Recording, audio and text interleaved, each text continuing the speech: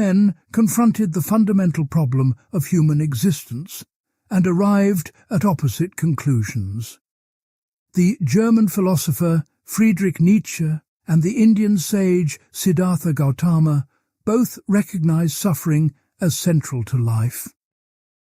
Both diagnosed nihilism as humanity's deepest crisis. Both rejected conventional morality and religious comfort. Yet their responses diverged so radically that Nietzsche called himself the anti-Buddha of Europe. This confrontation reveals more than historical curiosity. These two figures represent fundamentally incompatible visions of what it means to be human. Their disagreement cuts to the core of existence itself. Nietzsche encountered Buddhism through the filtered lens of Arthur Schopenhauer's pessimistic interpretation. Schopenhauer had championed Indian philosophy as confirmation of his own doctrine of world negation. Nietzsche studied Sanskrit at Leipzig between 1865 and 1868 under Hermann Brockhaus. He read Hermann Oldenburg's Buddha and Friedrich Koppen's Die Religion des Buddha. He absorbed Buddhist concepts with surprising depth for his era. Yet his understanding remained coloured by Schopenhauer's metaphysical framework. The Buddha taught that existence is marked by three characteristics: impermanence, suffering, and no permanent self. All phenomena arise through dependent origination, meaning nothing exists independently. The self you experience is merely five aggregates: form, feeling, perception, mental formations, and consciousness.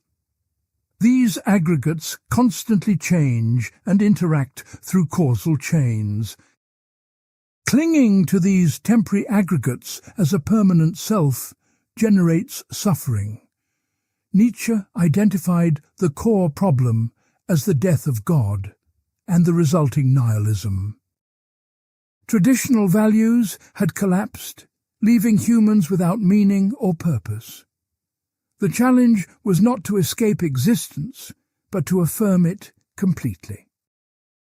His solution involved the will to power, eternal recurrence, and the creation of new values. Life should not be denied or transcended, but embraced in its entirety.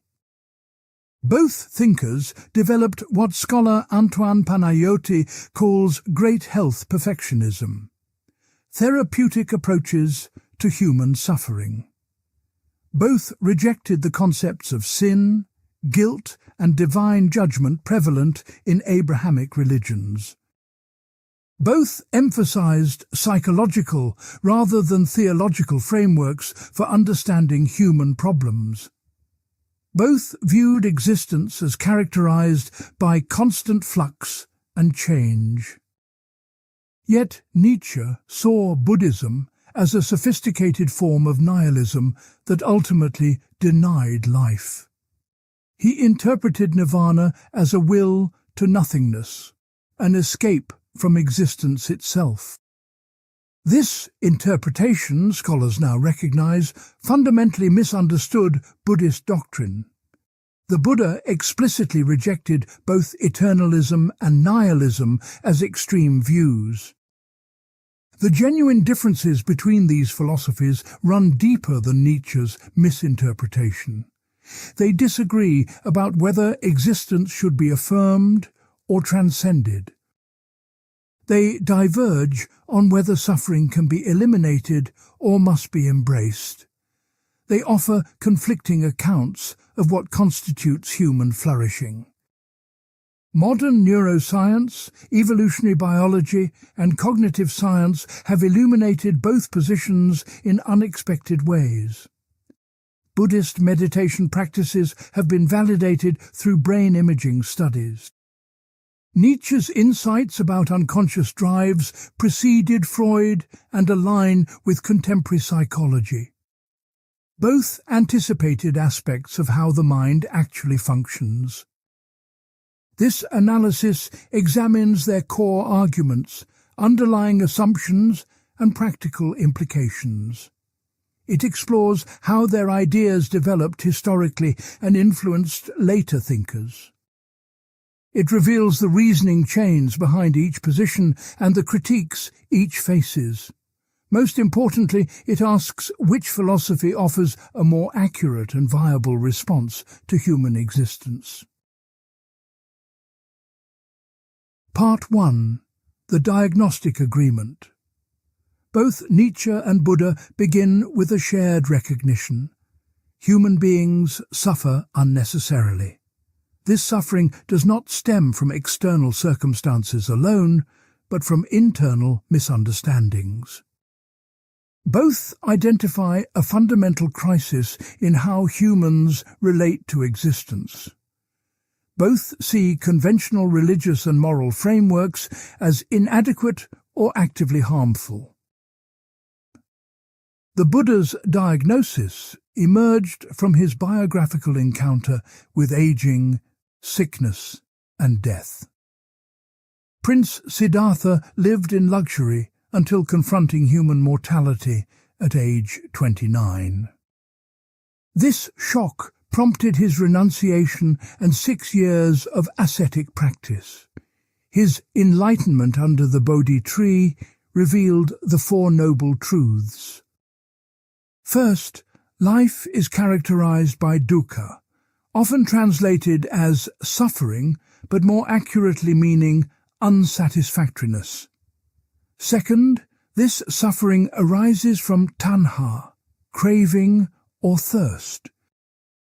Third, suffering can cease through the elimination of craving.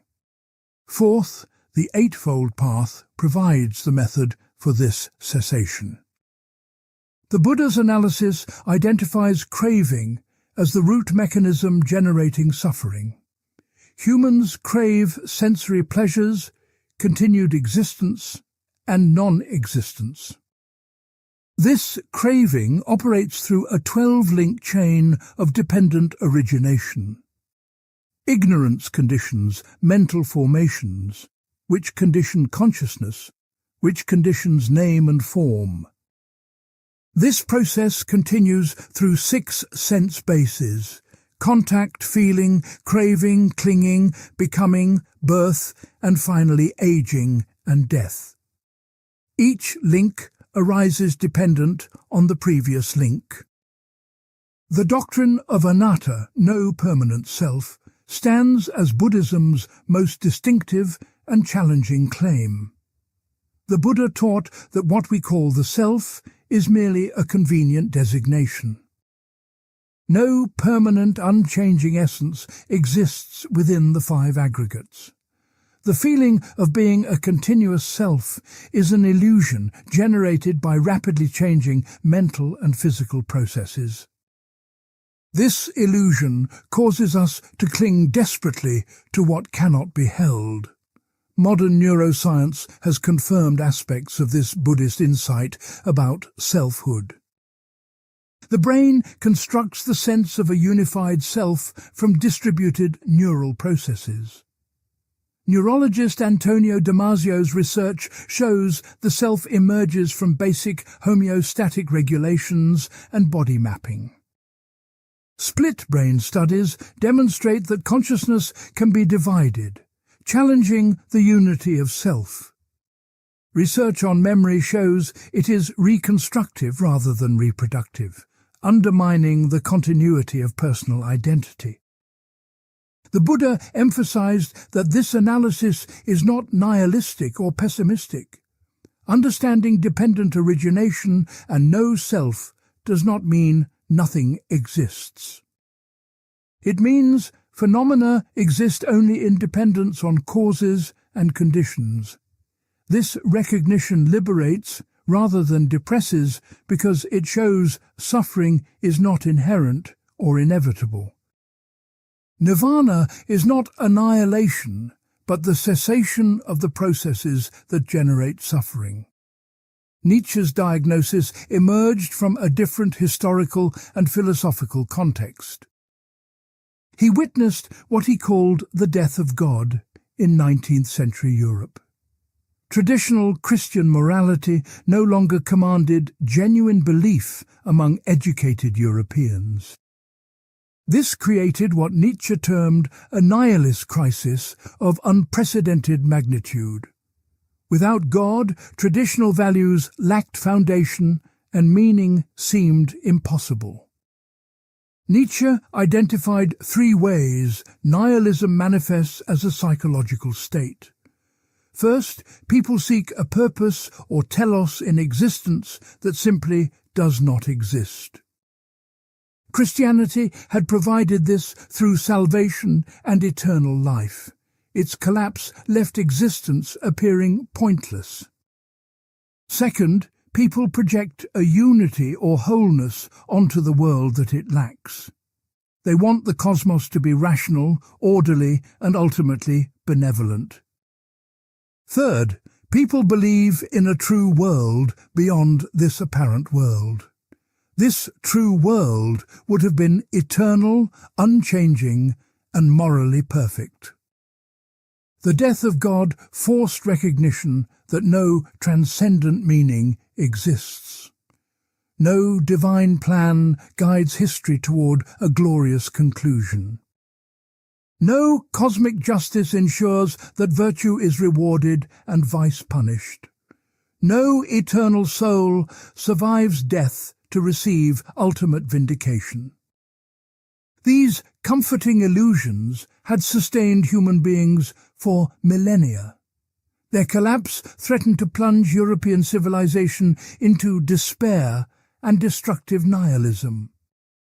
Nietzsche saw 2 possible responses to this crisis: passive nihilism or active nihilism. Passive nihilism involves resignation, exhaustion, and the will to nothingness. It seeks escape from existence through distraction, intoxication, or annihilation. Active nihilism involves the creative destruction of old values and the affirmation of life. It embraces the void and uses it as an opportunity for radical freedom. Crucially, Nietzsche interpreted Buddhism as an instance of passive nihilism. He viewed nirvana as a will to nothingness, a sophisticated form of world denial. Compassion, from his perspective, merely spreads suffering by making us assume others' pain. Buddhist practice aimed at eliminating desire, which Nietzsche saw as life negation. The entire system appeared designed to escape existence rather than affirm it.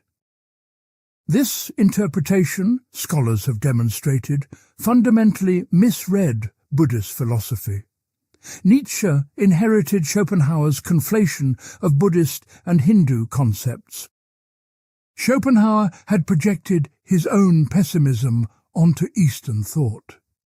He read Buddhist texts through the lens of his will as chaotic, aimless striving. The Buddha explicitly rejected nihilism in numerous suttas. When asked if nothing exists after death, he refused to answer, calling it an improper question. Nirvana is not nothingness, but the unconditioned, beyond both existence and non-existence as conventionally understood. The cessation of craving does not mean the elimination of all desire, only harmful forms rooted in ignorance. Nevertheless, Nietzsche's misreading reveals a genuine philosophical disagreement beneath the misunderstanding. Even correctly understood, Buddhism seeks to extinguish certain fundamental drives that Nietzsche considered essential to life. The Buddha taught that craving must be eliminated for liberation. Nietzsche insisted that drives, including aggressive and acquisitive ones, constitute life itself. Both thinkers diagnosed a sickness in how humans ordinarily relate to existence. Both viewed conventional morality and religion as symptoms rather than cures. Both emphasized direct experiential understanding over abstract theoretical knowledge. Both developed practices aimed at transforming consciousness and alleviating suffering. The Buddha prescribed meditation, ethical conduct, and wisdom cultivation as the path to liberation. Samatha meditation develops concentration and mental stability. Vipassana meditation cultivates insight into impermanence, suffering, and no self. Ethical precepts restrain harmful actions that disturb the mind. Together, these practices gradually weaken the bonds of craving and ignorance. Nietzsche prescribed what we might call existential self-overcoming. One must acknowledge the death of God and the resulting void without flinching. One must then create one's own values through an act of will. This requires embracing the eternal recurrence. Would you will the exact return of your life forever? Only those who could answer yes have truly overcome nihilism and affirmed existence. The concept of will to power stands at the center of Nietzsche's positive philosophy. This remains one of his most misunderstood and contested ideas. Will to power is not simply the desire to dominate others, though it includes that possibility. More fundamentally, it describes a drive to overcome resistance, to grow, and to expand one's capacities. Nietzsche sometimes presented will to power as a cosmological principle underlying all reality. In his unpublished notebooks, he speculated that the world itself consists of will to power and nothing else. Most scholars now interpret this more modestly as a psychological principle describing human motivation. People naturally seek to increase their power, understood as the capacity for action and self-determination. Alfred Adler, founder of individual psychology, explicitly borrowed from Nietzsche's will to power concept. Adler argued that humans have an innate drive towards superiority and overcoming feelings of inferiority. Contemporary psychology recognizes related phenomena in concepts like self-efficacy and achievement motivation. The drive to master challenges and develop competencies appears fundamental to human psychology. The Buddha would have recognized this drive, but interpreted it very differently. From a Buddhist perspective, will to power represents a refined form of craving for becoming. It seeks to establish and expand the sense of self through accomplishments and dominance. This inevitably generates suffering because all constructed identities are impermanent and ultimately unsatisfying. Nietzsche countered that this Buddhist solution involves a will to power turned against itself. The ascetic seeks power over himself, power to overcome his own nature and desires. Even the ideal of egolessness requires tremendous will and self-discipline. Paradoxically, the Buddhist path demands the very drives it claims to eliminate. Both diagnose suffering as stemming from a mismatch between human psychology and reality. For Buddha, we suffer because we crave permanence in an impermanent world. We seek stable identity in a process of constant change. We pursue pleasures that inevitably turn to pain. For Nietzsche, we suffer because we demand that existence have meaning it does not possess.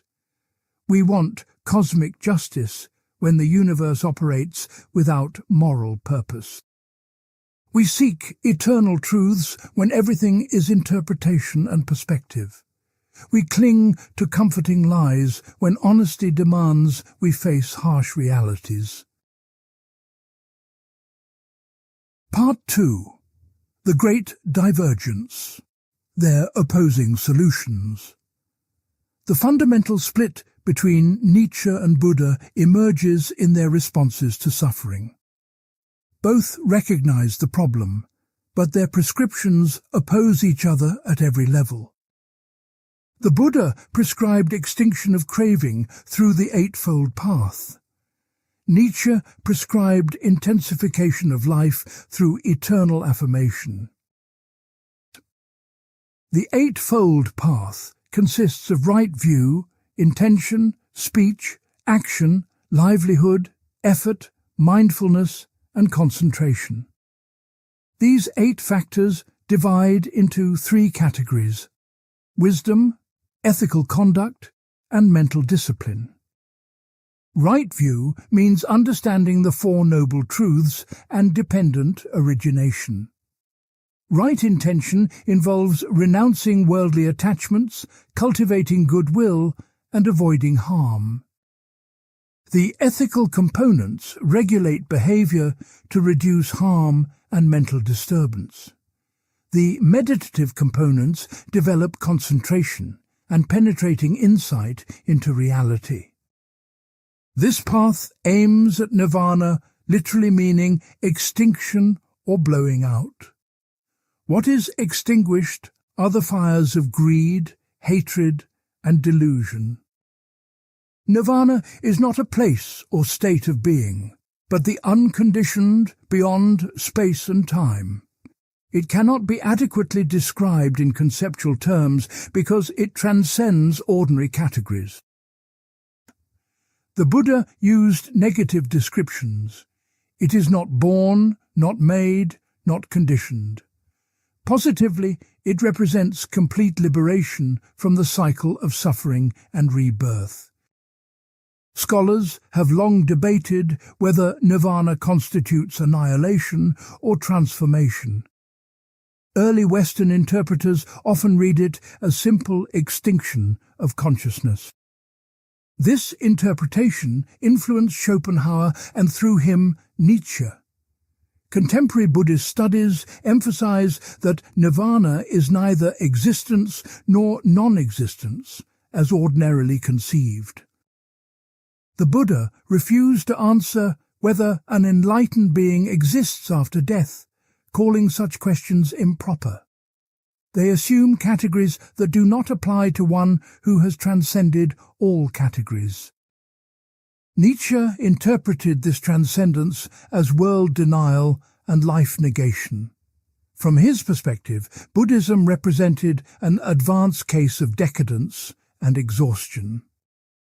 It emerged from a tired, over-refined civilization that had lost its vital instincts. The Buddhist solution involved withdrawing from life rather than mastering it. His alternative centered on 3 interconnected concepts: will to power, eternal recurrence, and amor fati. These form what scholar Antoine Panayotti calls Nietzsche's positive philosophy of life affirmation.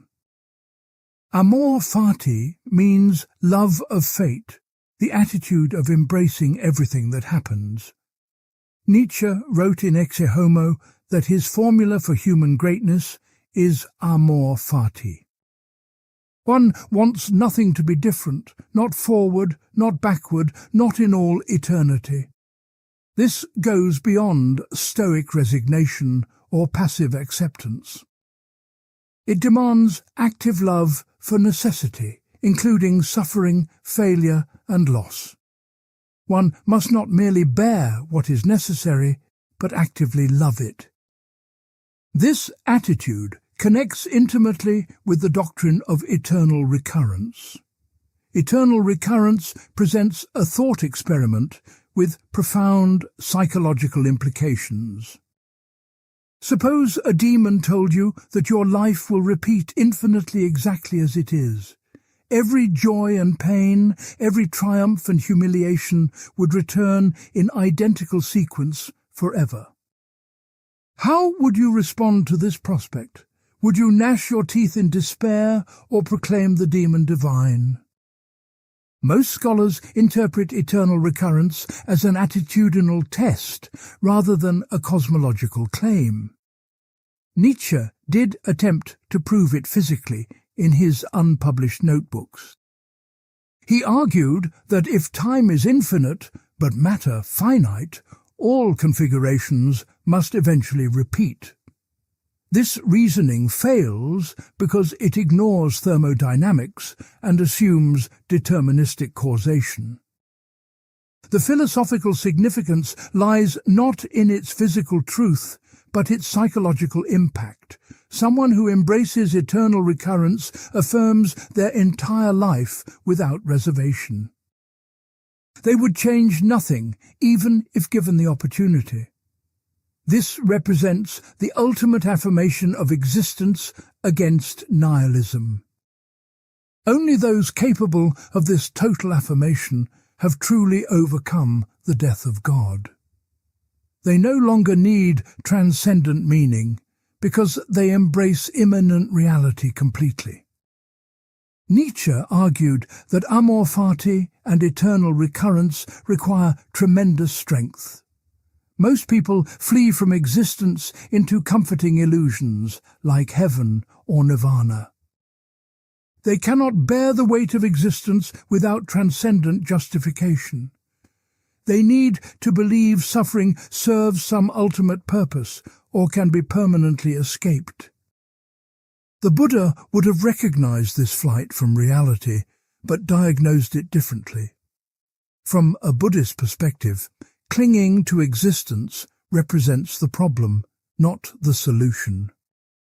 Nietzsche's eternal affirmation perpetuates the very craving that generates suffering. It embraces becoming rather than recognizing its ultimately unsatisfactory nature. Buddhist texts distinguish three types of craving: for sensual pleasure, for existence, and for non-existence. Nietzsche's philosophy represents refined craving for existence taken to its logical extreme. Instead of eliminating the thirst that creates suffering, it intensifies and glorifies it. This guarantees continued bondage to the cycle of dissatisfaction. Nietzsche countered that Buddhism's solution involves a subtle form of resentment. Resentment means reactive hostility born from powerlessness and perceived injury. Unable to affirm life, the weak declare life itself to be the problem.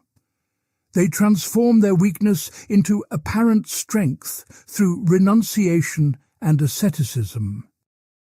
Buddhism thus represents slave morality dressed in philosophical sophistication.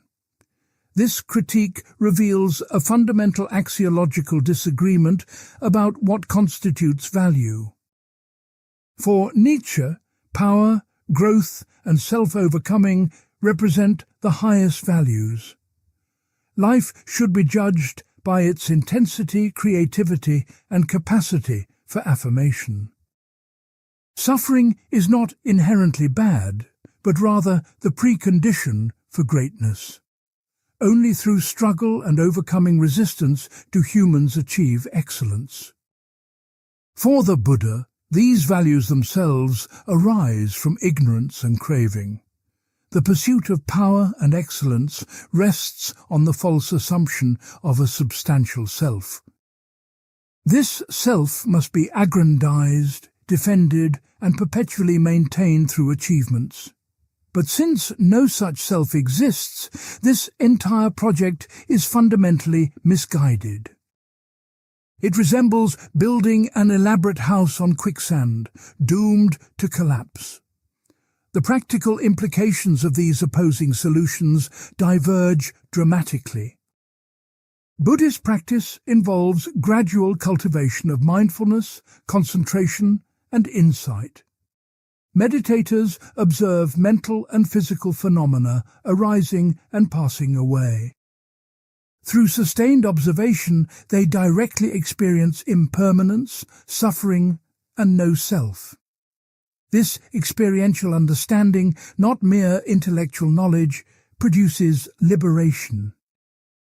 Thousands of hours of meditation practice typically precede significant attainments. The path requires renunciation of worldly pursuits to varying degrees. Monks and nuns adopt celibacy, poverty, and intensive practice schedules. Lay people maintain ethical precepts and develop concentration through regular meditation. The entire Buddhist tradition emphasizes gradual training and incremental progress. Nietzsche's path involves no systematic practice or institutional framework. He provides no meditation techniques, no ethical precepts, no community support. His philosophy demands individual self-creation through an act of radical freedom. One must become who one is by embracing one's fundamental nature and drives. This requires honest self-examination, courage to face harsh truths, and creative valor. The Nietzschean path emphasizes activity, struggle, and engagement with the world. Rather than withdrawing into meditation, one should immerse oneself in creative projects. Art, philosophy, politics, and cultural innovation provide arenas for self-overcoming. Suffering should not be eliminated, but transformed into fuel for achievement. These opposing approaches reflect different conceptions of human nature and possibility. Buddhism views craving as a removable defilement, obscuring our true nature. With sufficient practice, the mind can be purified and liberated. This optimism about human perfectibility underlies the entire soteriological project.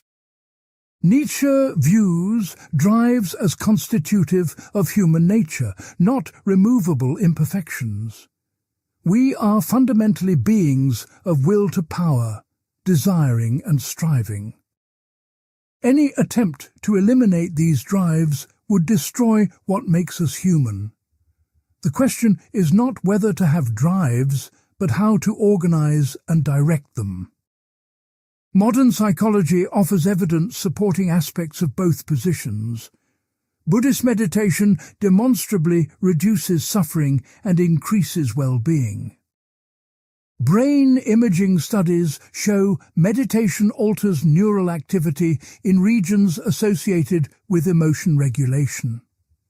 Long-term practitioners exhibit increased grey matter density in areas linked to attention and emotional control.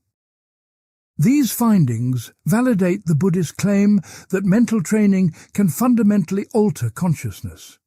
Simultaneously, evolutionary psychology confirms that basic drives are deeply embedded in human nature. The desire for status, the pleasure in overcoming challenges and aggressive impulses served adaptive functions. Complete elimination of such drives would require altering our biological architecture at fundamental levels.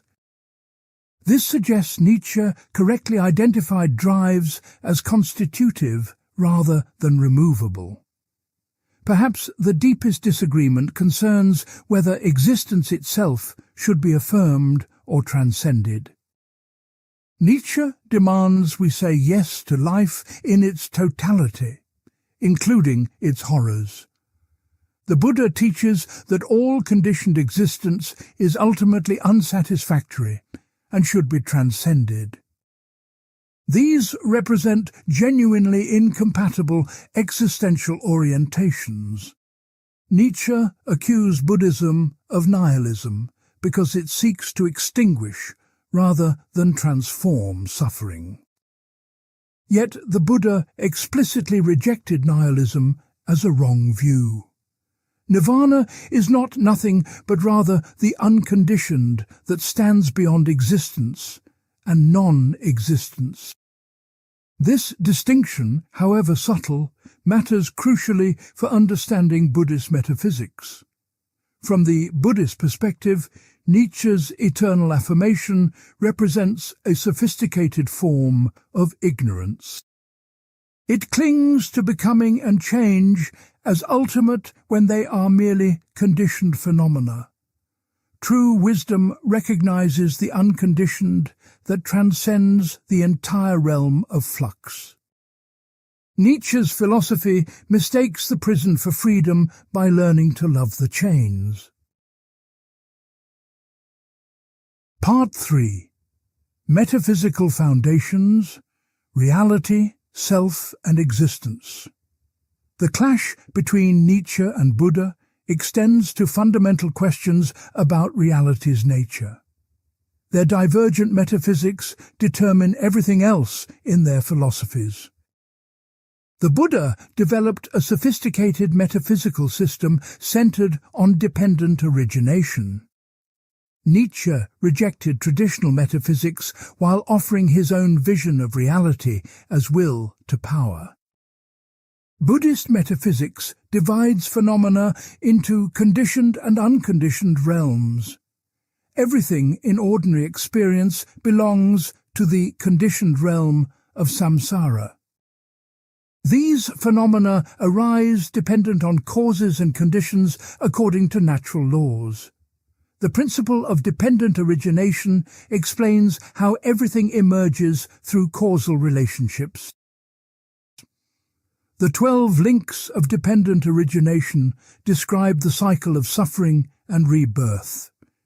Ignorance conditions, mental formations, consciousness, name and form, 6 sense bases, contact, feeling, craving, clinging, becoming, birth, and finally aging and death. Each link arises dependent on the previous link in a continuous causal chain. Understanding this chain reveals how suffering originates and how it can cease. This metaphysics denies any first cause or ultimate origin point. Asking what existed before dependent origination represents a category error. Causation itself is simply how phenomena manifest. There is no need for an external creator. The chain has no beginning in time, though individuals can escape it through enlightenment. Dependent origination implies that nothing possesses independent existence or inherent nature. All phenomena are empty of svabhava, meaning intrinsic essence or self-nature. This emptiness doctrine, elaborated extensively in Mahayana philosophy, extends beyond personal selflessness to all phenomena. Even dharmas, the basic constituents of experience, lack independent existence. The Madhyamaka school, founded by Nagarjuna, developed this emptiness doctrine most rigorously. Nagarjuna demonstrated through logical analysis that all concepts dissolve under scrutiny. Whatever exists only conventionally through linguistic and conceptual designation. Ultimate reality transcends all conceptual elaboration and cannot be captured in thought. Nietzsche would have appreciated this anti-foundational thrust while rejecting its ultimate goal. He too argued against the possibility of grasping reality as it truly is. All knowledge involves interpretation shaped by human needs and perspectives. There are no facts, only interpretations, as he famously declared. His epistemological skepticism emerged from his reading of Kant and Schopenhauer. Kant had argued that we only know phenomena as they appear, never things in themselves. Nietzsche radicalized this by rejecting even the concept of things in themselves. If we can never know something, why posit its existence at all? This led Nietzsche to a form of perspectivism, All views are perspectives from particular standpoints. No God's eye view exists from which to survey reality objectively. Even science represents one perspective among others, shaped by particular interests and values. Its claim to objectivity masks a will to power over nature through prediction and control. Nietzsche sometimes described reality as will to power and nothing else. This might suggest a metaphysical theory replacing God or atoms with a universal force. Most scholars interpret this more modestly as a heuristic principle for understanding phenomena.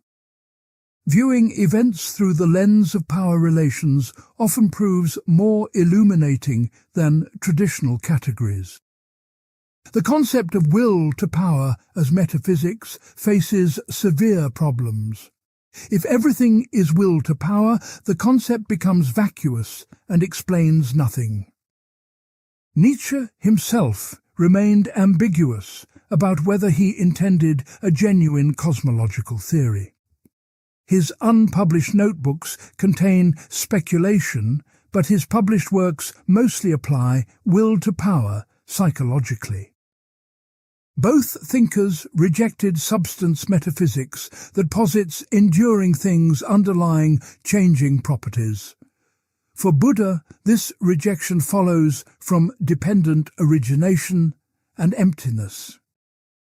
No substances exist, only processes arising through causal relationships. What appears as a person is actually 5 aggregates in constant flux. For Nietzsche, this rejection follows from becoming as ultimate reality. He championed Heraclitus's view that everything flows and nothing remains the same.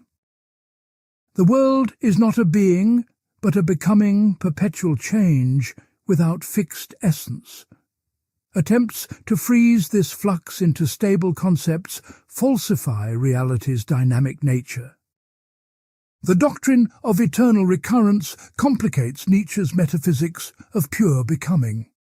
If everything recurs identically, this suggests a cyclic structure incompatible with pure flux.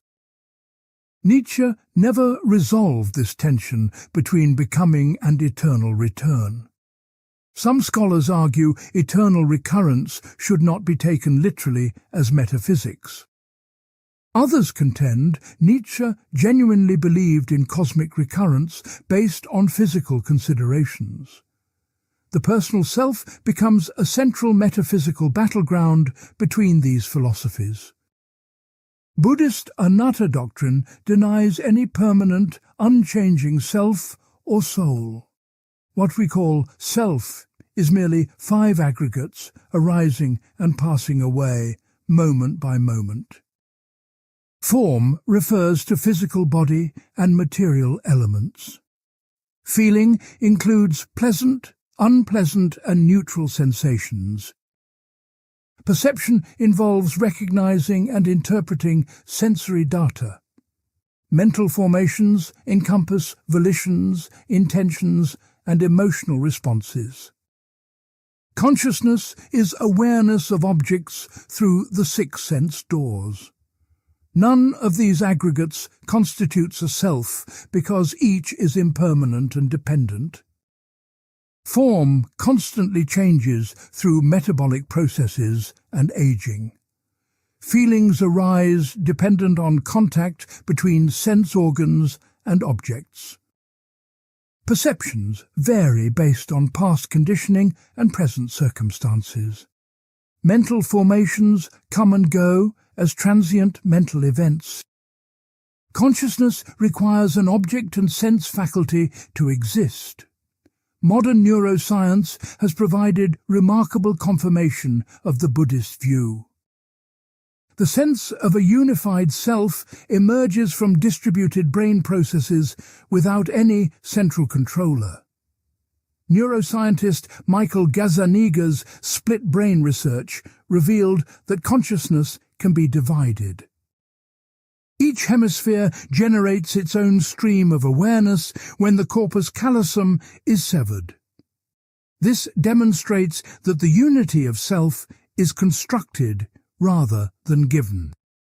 Research on neural correlates of consciousness shows no single location where the self resides.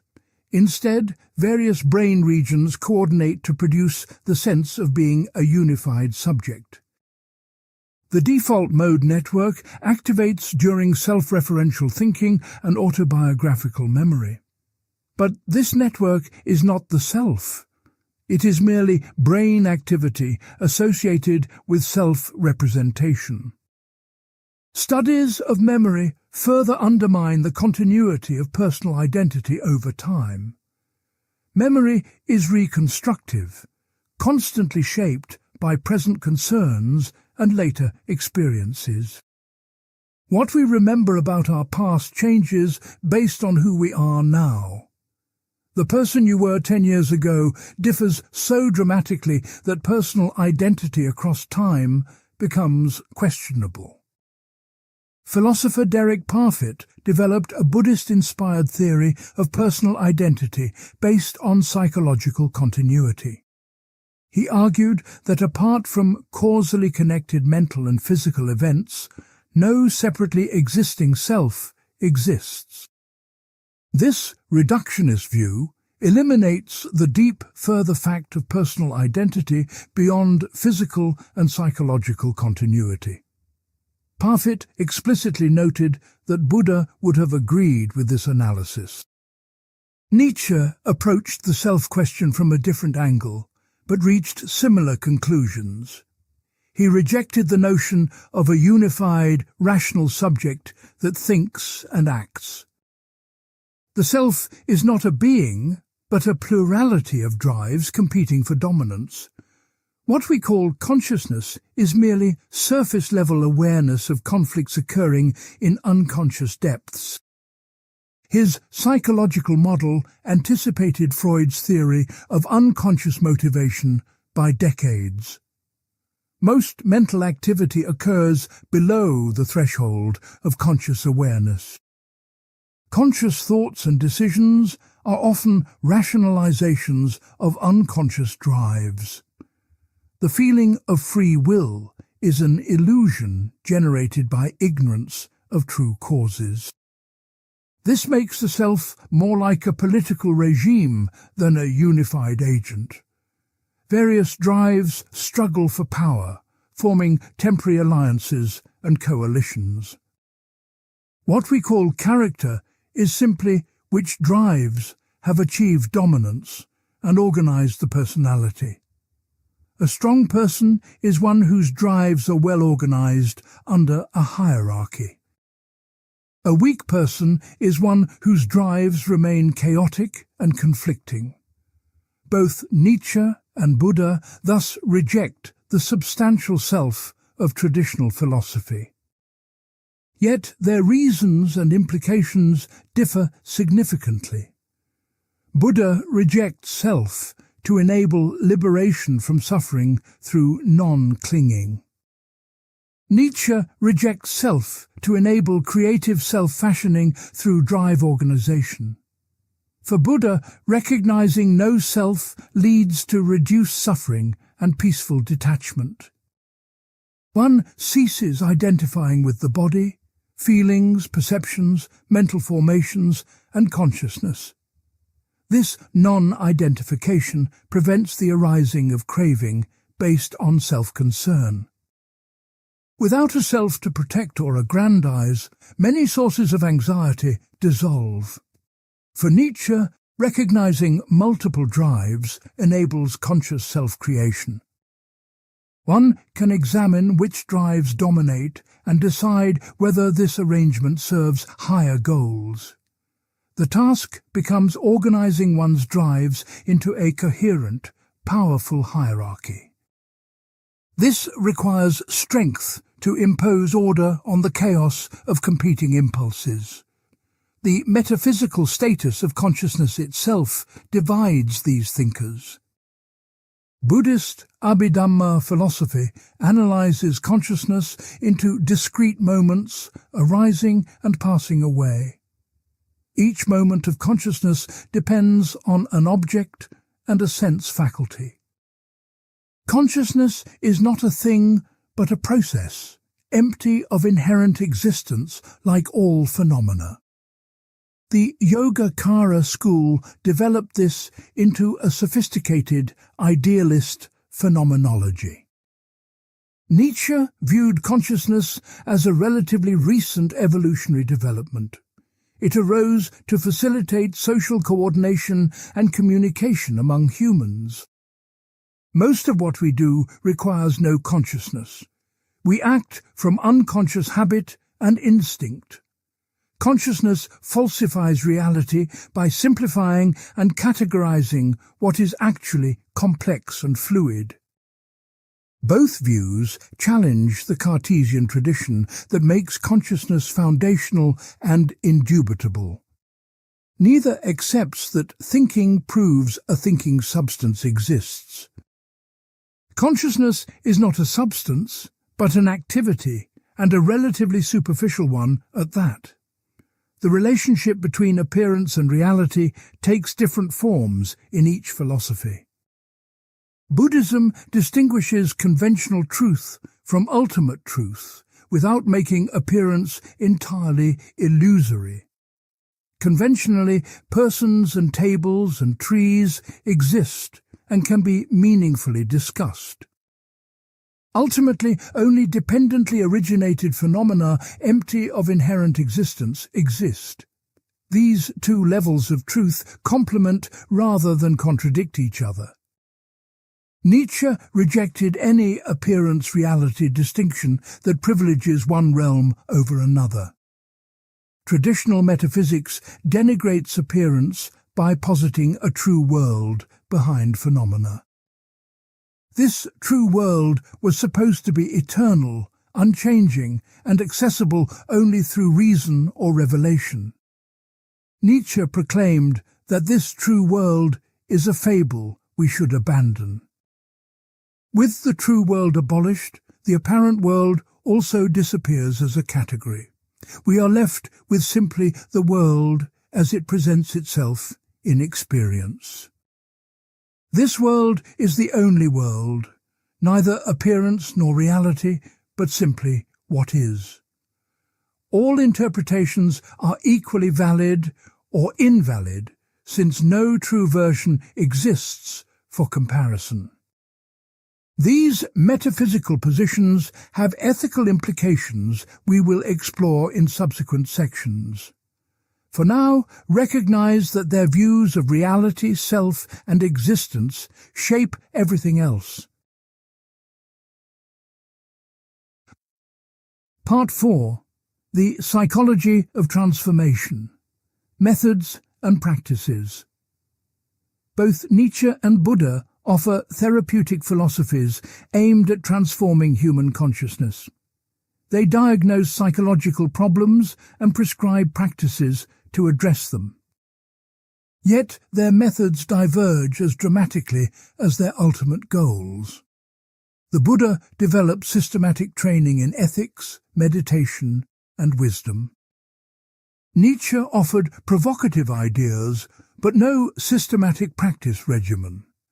Buddhist training begins with ethical conduct to stabilize the mind and reduce harm.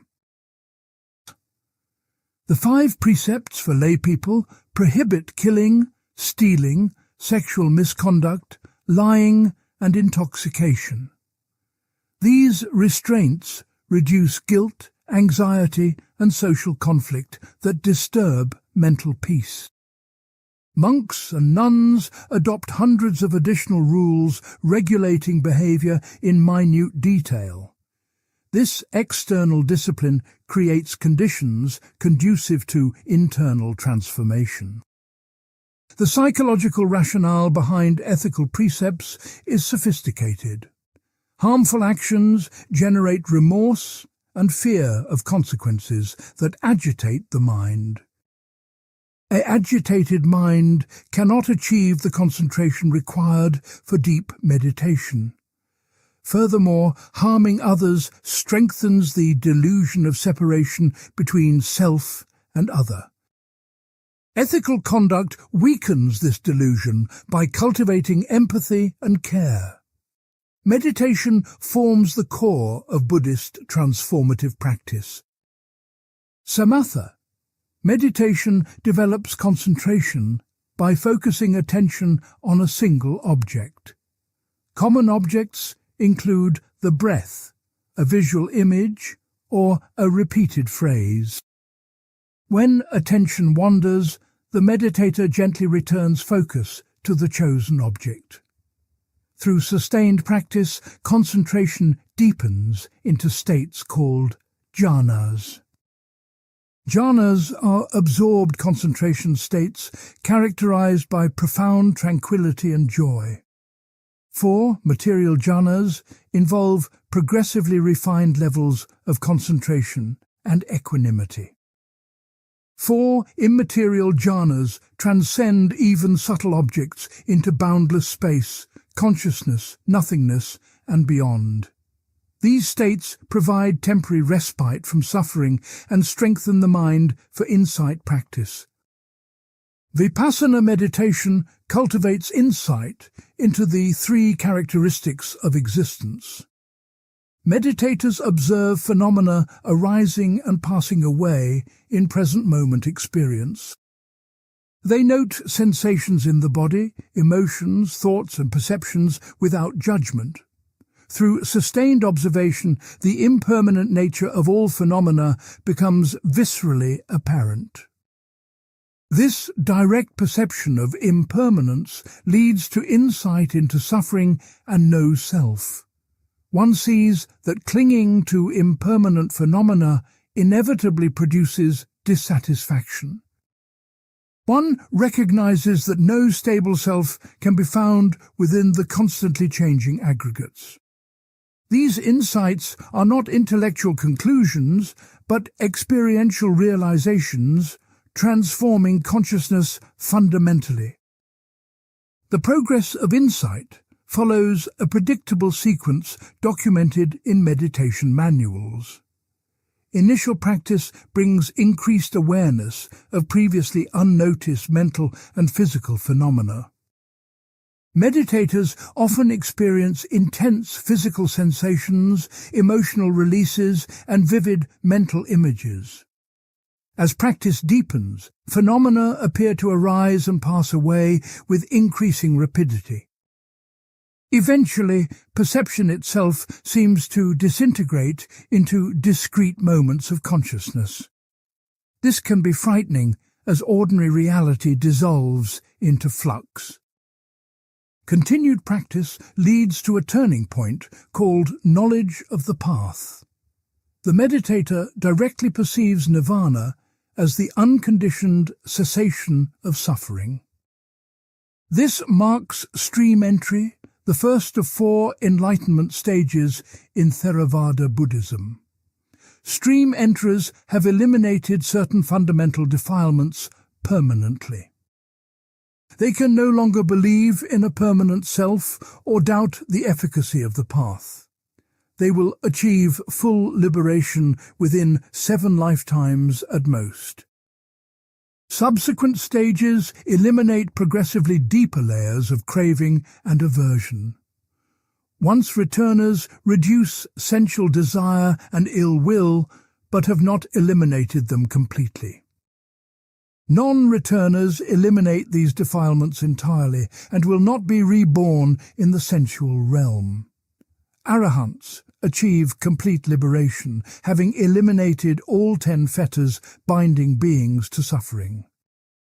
Modern neuroscience has begun mapping the brain changes associated with meditation practice. Researchers have studied Tibetan monks with tens of thousands of hours of meditation experience. Brain imaging reveals increased gamma-wave activity during compassion meditation. These high-frequency oscillations indicate synchronized neural firing across distant brain regions. Long-term meditators show structural brain changes in regions associated with attention and emotion regulation. Increased grey matter density appears in the insula, which processes bodily sensations and emotional awareness. The prefrontal cortex, involved in executive control and decision-making, also shows increased volume. Simultaneously, the amygdala, which processes fear and threat detection, decreases in size. Studies of mindfulness meditation document changes in default mode network activity. This network activates during mind-wandering and self-referential thinking. Experienced meditators show reduced default mode network activity and increased connectivity with attention networks. This correlates with reduced rumination and enhanced present-moment awareness. Research on compassion meditation reveals increased activation in empathy-related brain regions. The anterior insular and anterior cingulate cortex respond more strongly to others' suffering. These findings suggest meditation can genuinely increase empathy and pro-social motivation. The Buddhist claim that practice transforms character receives scientific validation. Nietzsche offered no comparable systematic training method for consciousness transformation. He provided no meditation instructions, no ethical precepts, no stage path to enlightenment. Instead, he offered provocative ideas meant to shake readers from conventional thinking. His philosophy is diagnostic and therapeutic, but not prescriptive in the Buddhist sense. Nietzsche's method involves relentless self-examination and psychological honesty. One must excavate unconscious motives and drives that shape thought and behavior. This requires courage, because what one discovers may be unflattering or disturbing. We must acknowledge that morality often masks resentment, that compassion may hide weakness, that idealism can be cowardice. He advocated genealogical analysis to reveal hidden origins of values and beliefs. Where did your moral convictions come from, and what psychological needs do they serve? Tracing genealogy exposes how present values arose from past power struggles and psychological dynamics. This demystifies morality by showing its all-too-human origins. The eternal recurrence functions as a thought experiment for self-assessment and transformation. Ask yourself whether you would will the exact return of your life infinitely. If the answer is no, what would need to change for you to embrace eternal return? This question forces radical honesty about whether you truly affirm your existence. Someone incapable of embracing eternal recurrence lives inauthentically, fleeing from existence. They organize life around avoiding pain rather than creating value. They seek external validation rather than self-generated meaning. They remain trapped in reactive existence, driven by fear and resentment. Achieving amor fati requires reorganizing one's drives and values around life affirmation. This involves no technique, but rather a fundamental reorientation of attitude.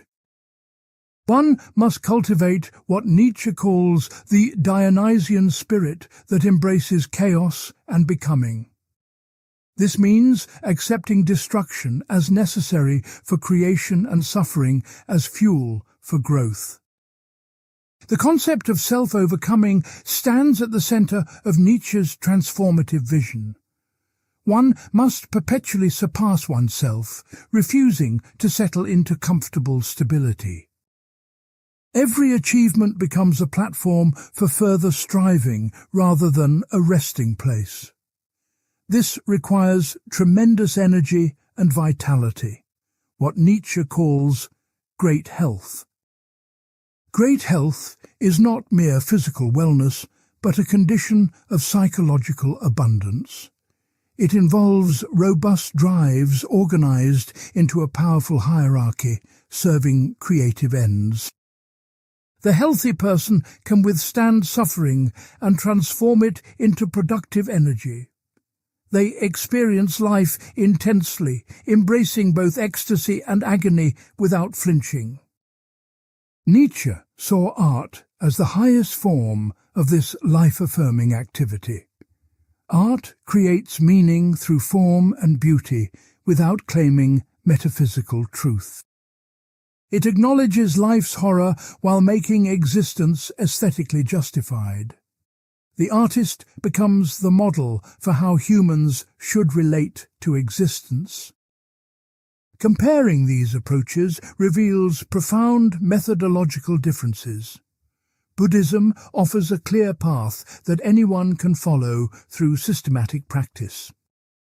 Millions have traversed this path over 2.5 millennia with documented results. The method is public, teachable, and relatively independent of cultural context. Nietzsche's approach remains radically individualistic and vague about practical implementation. How exactly does one achieve amor fati or organize one's drives? No practice tradition exists to guide aspirants beyond reading Nietzsche's writings. The philosophy inspires but provides little practical guidance for transformation. Yet Nietzsche's method has the advantage of engaging with active life rather than withdrawing from it. One need not renounce worldly activity or spend hours in meditation. The transformation occurs through creative work, relationships, and cultural engagement. This makes it more compatible with modern secular life than monastic Buddhism. Buddhist practice can be integrated into lay life through adapted forms. Mindfulness-based stress reduction programs teach meditation without Buddhist religious framework. These secular adaptations have proven effective for reducing anxiety, depression, and chronic pain. Millions benefit from meditation techniques stripped of their soteriological context. Critics argue these secularized versions lose Buddhism's radical transformative potential. Without the framework of dependent origination and no self, meditation becomes mere stress management. The goal shifts from liberation to improved functioning within samsara. This domesticates Buddhism into a therapeutic technique rather than a revolutionary philosophy. Similarly, Nietzsche's ideas have been popularized in self-help contexts with mixed results. Amor fati appears in motivational books as simple, positive thinking. Will to power gets reduced to personal empowerment and business success strategies. These adaptations capture superficial elements while missing the philosophical depth. The question remains whether consciousness transformation requires systematic practice or can emerge through ideas alone. Buddhist tradition overwhelmingly emphasizes practice over intellectual understanding. Merely knowing about no self does not liberate. One must realize it experientially through meditation. Insight arises from direct perception, not conceptual analysis. Nietzsche seemed to believe that ideas themselves could transform consciousness. The right thought at the right moment can shatter old patterns and enable new ones. Reading his works should provoke existential crisis that forces fundamental reorientation. The philosophy does its work through intellectual disruption rather than contemplative practice. Modern psychology offers evidence supporting both approaches. Cognitive therapy demonstrates that changing thought patterns can reduce suffering significantly. Identifying and challenging distorted thinking improves mood and functioning. This supports Nietzsche's emphasis on ideas and interpretations shaping experience. Simultaneously, contemplative practices produce effects distinct from cognitive interventions alone. Meditation alters brain structure and function in ways that talking therapy does not. The combination of cognitive work and meditative practice appears most effective. This suggests both thinkers captured partial truths about human transformation. Part 5. Ethics and Compassion. The moral question. The ethical visions of Nietzsche and Buddha stand in stark opposition. Their disagreement about morality follows inevitably from their divergent metaphysics and psychology. Buddhism grounds ethics in compassion and the elimination of suffering. Nietzsche critiques traditional morality as life-denying and advocates a revaluation of values. Compassion, karuna, occupies a central place in Buddhist ethics. All beings suffer and all deserve liberation from suffering. Recognizing our shared predicament generates natural sympathy and care for others. The boundaries between self and other dissolve when one understands no permanent self exists. Buddhist texts describe 4 sublime states called Brahma-viharas: loving-kindness, compassion, sympathetic joy, and equanimity. Loving-kindness means wishing happiness and welfare for all beings without exception. Compassion involves the desire to relieve suffering wherever it appears. Sympathetic joy is happiness at others' good fortune rather than envy. Equanimity maintains balance and non-attachment toward all beings equally. These attitudes are not mere feelings, but are cultivated through systematic meditation practice. In metta-meditation, practitioners systematically extend loving-kindness to themselves, loved ones, neutral persons, difficult persons, and finally, all beings. The practice gradually breaks down the distinction between in-group and out-group. Research shows this increases prosocial behavior and reduces implicit bias. The ethical precepts in Buddhism derive from the principle of non-harming. Since all beings desire happiness and fear suffering, we should not cause harm. The first precept against killing applies to all sentient beings, not just humans. This extends Buddhist ethics to animals in ways Western traditions historically have not. Buddhist ethics operates through a consequentialist framework focused on mental states rather than external outcomes alone. Actions arising from greed, hatred, and delusion produce suffering for self and others. Actions arising from non-greed, non-hatred, and wisdom produce welfare and happiness. Karma means intentional action and its consequences across time. The doctrine of karma asserts that ethical causation is built into reality's fabric.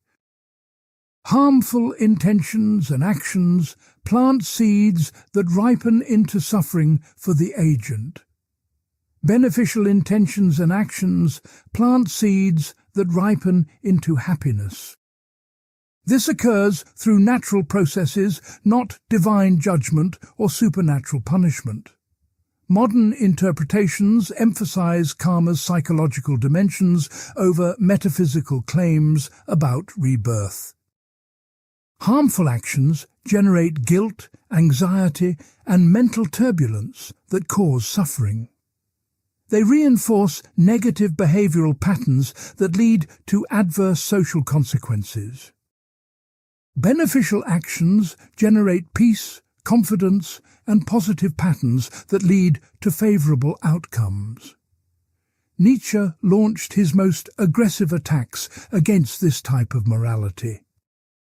He saw compassion as a subtle expression of the will to power in disguise. The compassionate person experiences superiority over the suffering person they help.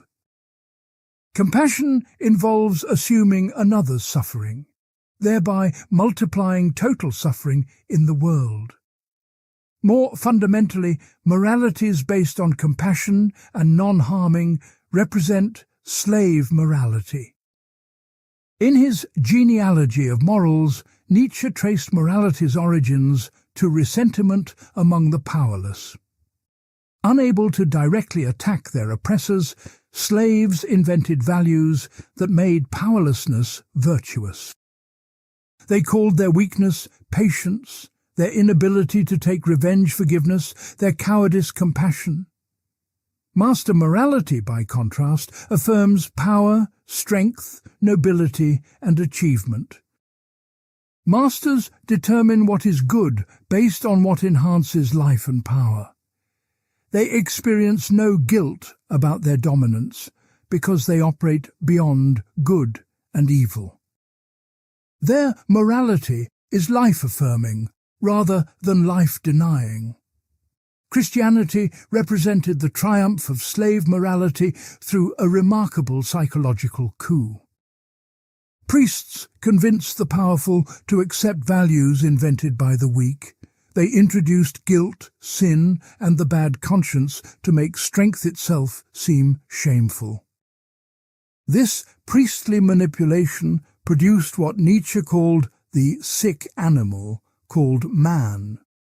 Nietzsche praised Buddhism for avoiding Christianity's worst features.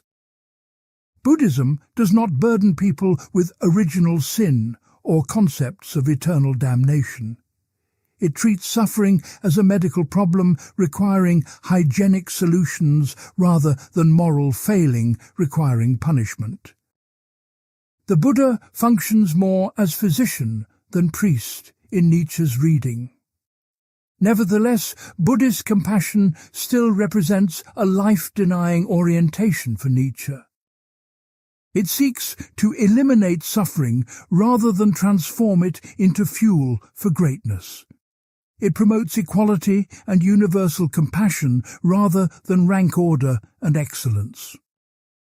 It counsels non-harming when sometimes cruelty is necessary for creation. Nietzsche's positive ethics centers on self-overcoming and the creation of values. Beyond good and evil means beyond slave morality's dichotomy of good versus evil. The overman creates his own values based on life affirmation and will to power. These values need not align with conventional morality or universal principles. This raises the problem of moral chaos that critics have identified. If everyone creates their own values, what prevents murder, torture, and exploitation? Does Nietzsche's philosophy justify any action that enhances the agent's power? Nietzsche never satisfactorily answered this objection. Some scholars argue Nietzsche's ethics focuses on self-directed power rather than domination of others. The will to power primarily means overcoming oneself, not conquering external opponents. Self-overcoming requires discipline, creativity, and the transformation of drives into higher forms. This interpretation makes Nietzsche's ethics more defensible but perhaps less distinctive. Others contend Nietzsche genuinely advocated an ethics of strength that accepts inequality and hierarchy. Not all humans are equal in capability or worth. excellence requires rare individuals to transcend the limitations of the herd. These exceptional beings should not be constrained by moral rules designed for mediocrity. Buddhist ethics faces different challenges from contemporary perspectives. The emphasis on non-harming can appear passive in the face of injustice. Should one refrain from violence when resisting oppression or protecting the innocent? Buddhist pacifism has been criticized as enabling evil through inaction. Furthermore, the doctrine of karma can blame victims for their suffering. If present suffering results from past bad karma, this seems to justify current inequalities. The poor deserve poverty, and the oppressed deserve oppression as karmic consequences. Contemporary engaged Buddhism has wrestled with these implications extensively. The Buddhist emphasis on equanimity might discourage passionate engagement with social problems. If all phenomena are empty and suffering inevitable in samsara, why work for justice? This worldly concerns seem trivial compared to the ultimate goal of liberation. Critics argue this produces political quietism incompatible with progressive values. Defenders respond that compassion necessarily entails active concern for others' welfare. Proper understanding of karma emphasizes present action rather than past causes. We cannot know others' karmic histories, but can reduce suffering in the present. Many Buddhists have engaged in social reform, political resistance, and humanitarian work. The Mahayana Bodhisattva ideal represents Buddhism's most other-directed ethical vision. Bodhisattvas vow to achieve enlightenment in order to liberate all sentient beings. They postpone final nirvana to remain in the world helping others. This represents supreme compassion and self-sacrifice for universal welfare. Nietzsche would have seen bodhisattva ethics as the ultimate expression of decadence. Sacrificing one's own development for the masses represents a squandering of potential. The exceptional individual owes nothing to the mediocre and should pursue greatness. Universal compassion levels everyone down to the lowest common denominator. From the Buddhist perspective, Nietzsche's ethics perpetuates the fundamental problem. It reinforces the sense of a separate self that must be enhanced and defended. This self-grasping directly causes suffering for oneself and others. True welfare comes from recognizing no self, not from strengthening egoic identity. Modern moral psychology offers insights into both positions. Research on empathy reveals it can be both prosocial and parochial. Empathy motivates helping, but primarily for in-group members. It can even increase hostility toward out-groups seen as threatening those we care about. Studies show that compassion meditation increases helping behavior more effectively than empathy alone. Compassion involves the motivation to relieve suffering without necessarily feeling others' pain. This makes it more sustainable and less prone to burnout than empathy. These findings support the Buddhist cultivation of compassion as distinct from mere empathy. Evolutionary biology explains moral sentiments through natural and sexual selection processes.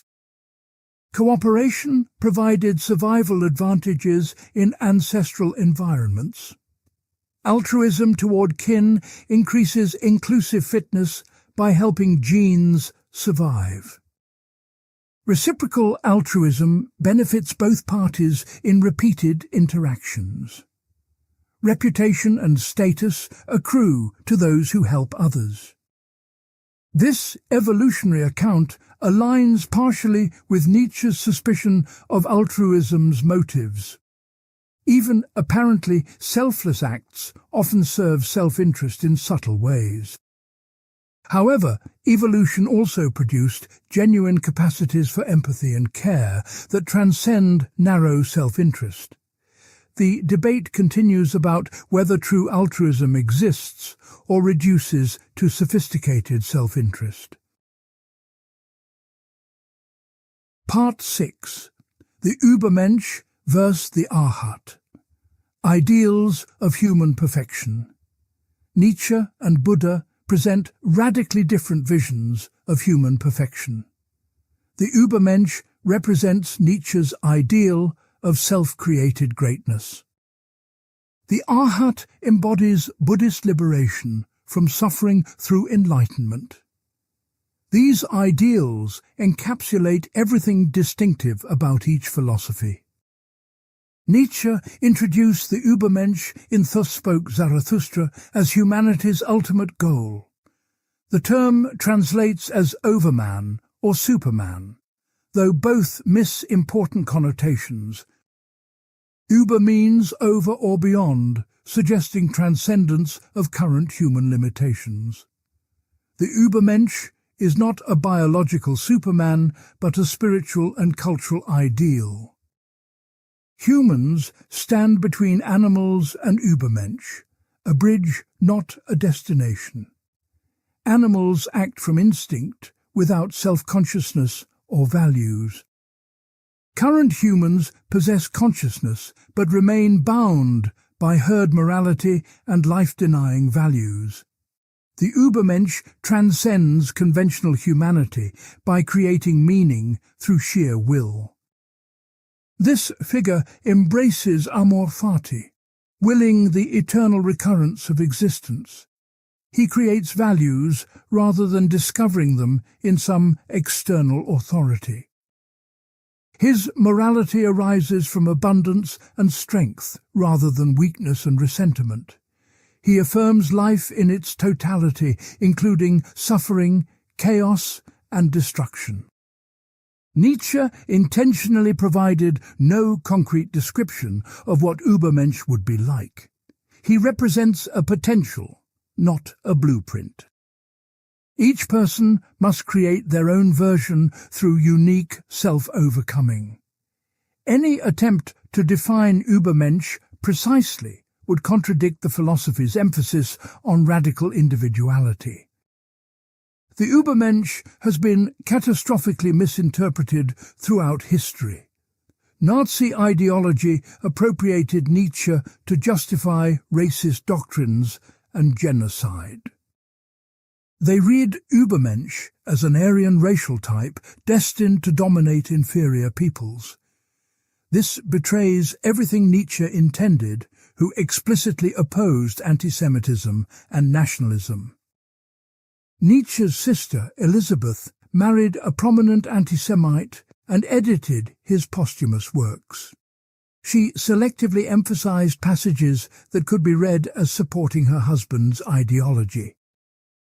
This distortion damaged Nietzsche's reputation for decades. Scholars have worked to recover Nietzsche's actual views from these perversions. The Übermensch represents individual rather than collective achievement. He is not a race or nation, but exceptional individuals appearing throughout history. Goethe, Beethoven, and Napoleon are mentioned as partial examples. Renaissance artists who combined creativity with life affirmation approached the ideal. Central to the Übermensch is the ability to organize drives into a coherent hierarchy. Lesser humans experience inner chaos, pulled in contradictory directions by competing impulses. The Übermensch achieves internal unity by subordinating lower drives to higher purposes. This requires tremendous psychological strength and self-mastery. The Arhat represents a fundamentally different ideal of perfection. The term means worthy one or one who has gone beyond. Arhats have achieved complete liberation from the cycle of suffering and rebirth. They have eliminated all 10 fetters binding beings to samsara. Early Buddhism distinguished 4 stages of enlightenment before arhatship. Stream enterers have eliminated belief in permanent self, doubt about the path, and attachment to rites and rituals. Once returners have significantly reduced sensual desire and ill will. Non-returners have eliminated these defilements completely and will not be reborn in the sensual realm. Arhats have eliminated the remaining fetters, including subtle forms of craving, conceit, and restlessness. The Arhat experiences no suffering because all craving has been extinguished. Physical pain may arise but causes no mental suffering because there is no resistance. Pleasant and unpleasant experiences come and go without generating attachment or aversion. Perfect equanimity prevails regardless of circumstances. This perfection includes extraordinary cognitive abilities and mental clarity. Arhats possess full understanding of the 4 noble truths and dependent origination. They directly perceive the 3 characteristics in all phenomena without conceptual mediation. Their wisdom is not theoretical knowledge, but lived experiential realization. Buddhist texts describe Arhats as possessing certain supernormal abilities called siddhis. These include telepathy, psychokinesis, and recollection of past lives. While emphasized in some traditions, these abilities are considered secondary to liberation itself. The Buddha warned against becoming attached to or displaying such powers. The Arhat radiates compassion naturally without effort or intention. Having transcended self-concern entirely, only care for others' welfare remains. This compassion operates spontaneously like water flowing downhill. No sense of being a compassionate person exists because no self exists. Mahayana Buddhism critiqued the Arhat ideal as too focused on personal liberation. The Bodhisattva emerged as a superior ideal, vowing to liberate all beings before entering final nirvana. This debate between Arhat and Bodhisattva ideals shaped Buddhist development for centuries. Theravada tradition defended the Arhat, while Mahayana emphasized the Bodhisattva. Both Arhat and Übermensch transcend ordinary human limitations, but in opposite directions. The Arhat achieves perfection through elimination and purification. The Übermensch achieves perfection through enhancement and creation. The Arhat subtracts all that is unwholesome. The Übermensch adds new values and capabilities. The Arhat has no desires or ambitions remaining. The Übermensch overflows with creative drive and powerful ambitions. The Arhat experiences perfect peace and equanimity. The Übermensch experiences intense engagement with life, including its extremes. From Nietzsche's perspective, the Arhat represents life-denying perfection. Having eliminated craving, the Arhat eliminates what makes life worthwhile. The resulting peace resembles death more than vibrant existence. This ideal appeals only to those exhausted by life and seeking escape. From the Buddhist perspective, the Übermensch represents egoic inflation. The entire project of self-overcoming and value creation rests on the delusion of a substantial self. This guarantees continued suffering no matter how elevated or refined the attainments. True freedom requires recognizing rather than enhancing the self. Modern psychology might frame this as a debate between self-actualization and self-transcendence. Abraham Maslow's hierarchy of needs places self-actualization at the pinnacle of human development. Self-actualized people realize their full potential and create meaningful lives. This aligns somewhat with Nietzsche's vision of self-overcoming. Later, Maslow added self-transcendence above self-actualization. Self-transcendent individuals go beyond personal concerns to identify with larger wholes.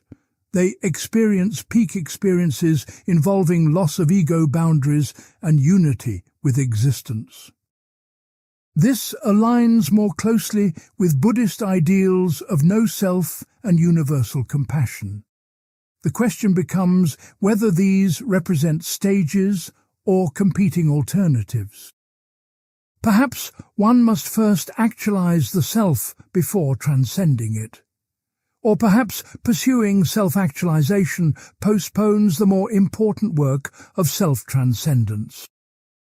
Both Nietzsche and Buddha would reject compromise positions that dilute their radical visions. Part 7. The Science Connection. Neuroscience, Biology, and Psychology. Modern science illuminates both Nietzsche and Buddha in ways neither could have anticipated.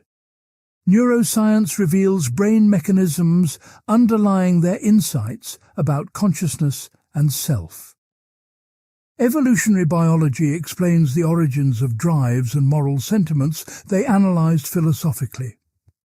Cognitive science maps the mental processes they described introspectively. Buddhist claims about the constructed nature of self receive remarkable neuroscientific confirmation. The brain creates the illusion of a unified subject through distributed processes. No central location houses consciousness or directs mental activity. Instead, multiple modules process information in parallel and compete for dominance. Neuroscientist Michael Gazzaniga's split-brain research demonstrated consciousness can be divided without subjective awareness. When the corpus callosum connecting brain hemispheres is severed, each hemisphere operates independently. The left hemisphere generates explanations for actions initiated by the right hemisphere. This reveals the interpreter module that creates coherent narratives about behavior after the fact. Research on the default mode network reveals neural correlates of self-referential thinking. This network activates when people engage in autobiographical memory or future planning. It includes the medial prefrontal cortex, posterior cingulate cortex, and precuneus. Experienced meditators show reduced default mode network activity during practice. This correlates with decreased self-referential processing and enhanced present-moment awareness. Studies using functional magnetic resonance imaging have tracked changes from meditation practice over time. 8 weeks of mindfulness training produces measurable alterations in brain structure and function. The hippocampus shows increased grey matter density, improving memory and emotional regulation. The amygdala shows decreased grey matter density, reducing reactivity to threats and stressors. These structural changes persist beyond the training period, indicating lasting transformation. Research on advanced meditators reveals even more dramatic effects. Tibetan monks with over 10,000 hours of practice show extraordinary gamma wave synchronization during compassion meditation. These high-frequency oscillations indicate coordinated activity across widely distributed brain regions. Such synchronization rarely appears in ordinary consciousness, but characterizes focused attention and heightened awareness. The neuroscience of no-self extends to research on self-perception and agency. Benjamin Libet's famous experiments showed brain activity initiates voluntary actions before conscious awareness of intention. Readiness potentials appear in motor cortex hundreds of milliseconds before subjects report deciding to act. This suggests conscious will is an interpretation of unconscious processes rather than their cause. More recent work has complicated Libet's findings, but confirmed the general principle. Conscious intentions do not initiate action in the way we subjectively experience. The sense of authorship is constructed after motor commands have already been issued. This aligns with both Nietzsche's and Buddha's rejection of the free will doctrine. Nietzsche's insight about unconscious drives determining behavior preceded modern psychology by decades. Freud acknowledged Nietzsche's influence on his theory of unconscious motivation. Contemporary cognitive neuroscience has confirmed that most mental processing occurs outside awareness. Estimates suggest over 90% of brain activity remains unconscious. Research on implicit attitudes reveals how unconscious biases shape perception and behavior. People consciously endorse egalitarian values while harboring automatic prejudices against outgroups. These implicit attitudes predict behavior better than explicit self-reports in many contexts. The disconnect between conscious beliefs and unconscious processes supports Nietzsche's skepticism about rational self-knowledge. The neuroscience of emotion regulation validates aspects of both philosophical approaches. Emotion regulation strategies fall into two broad categories: cognitive reappraisal and attentional deployment. Cognitive reappraisal involves reinterpreting emotional stimuli to change their meaning. This aligns with Nietzsche's emphasis on perspective and interpretation shaping experience. Attentional deployment involves directing attention away from or toward emotional stimuli. Meditation practices cultivate attention control and non-reactive awareness of emotions. This aligns with Buddhist training in mindfulness and equanimity. Brain imaging shows these strategies activate different neural circuits with distinct effects. Evolutionary biology illuminates the origins of drives and moral sentiments both thinkers analyzed. Natural selection shaped human psychology to solve adaptive problems in ancestral environments. Status-seeking, coalition formation, and reciprocal altruism all served survival and reproductive functions. These evolved motivations operate largely outside conscious awareness and control.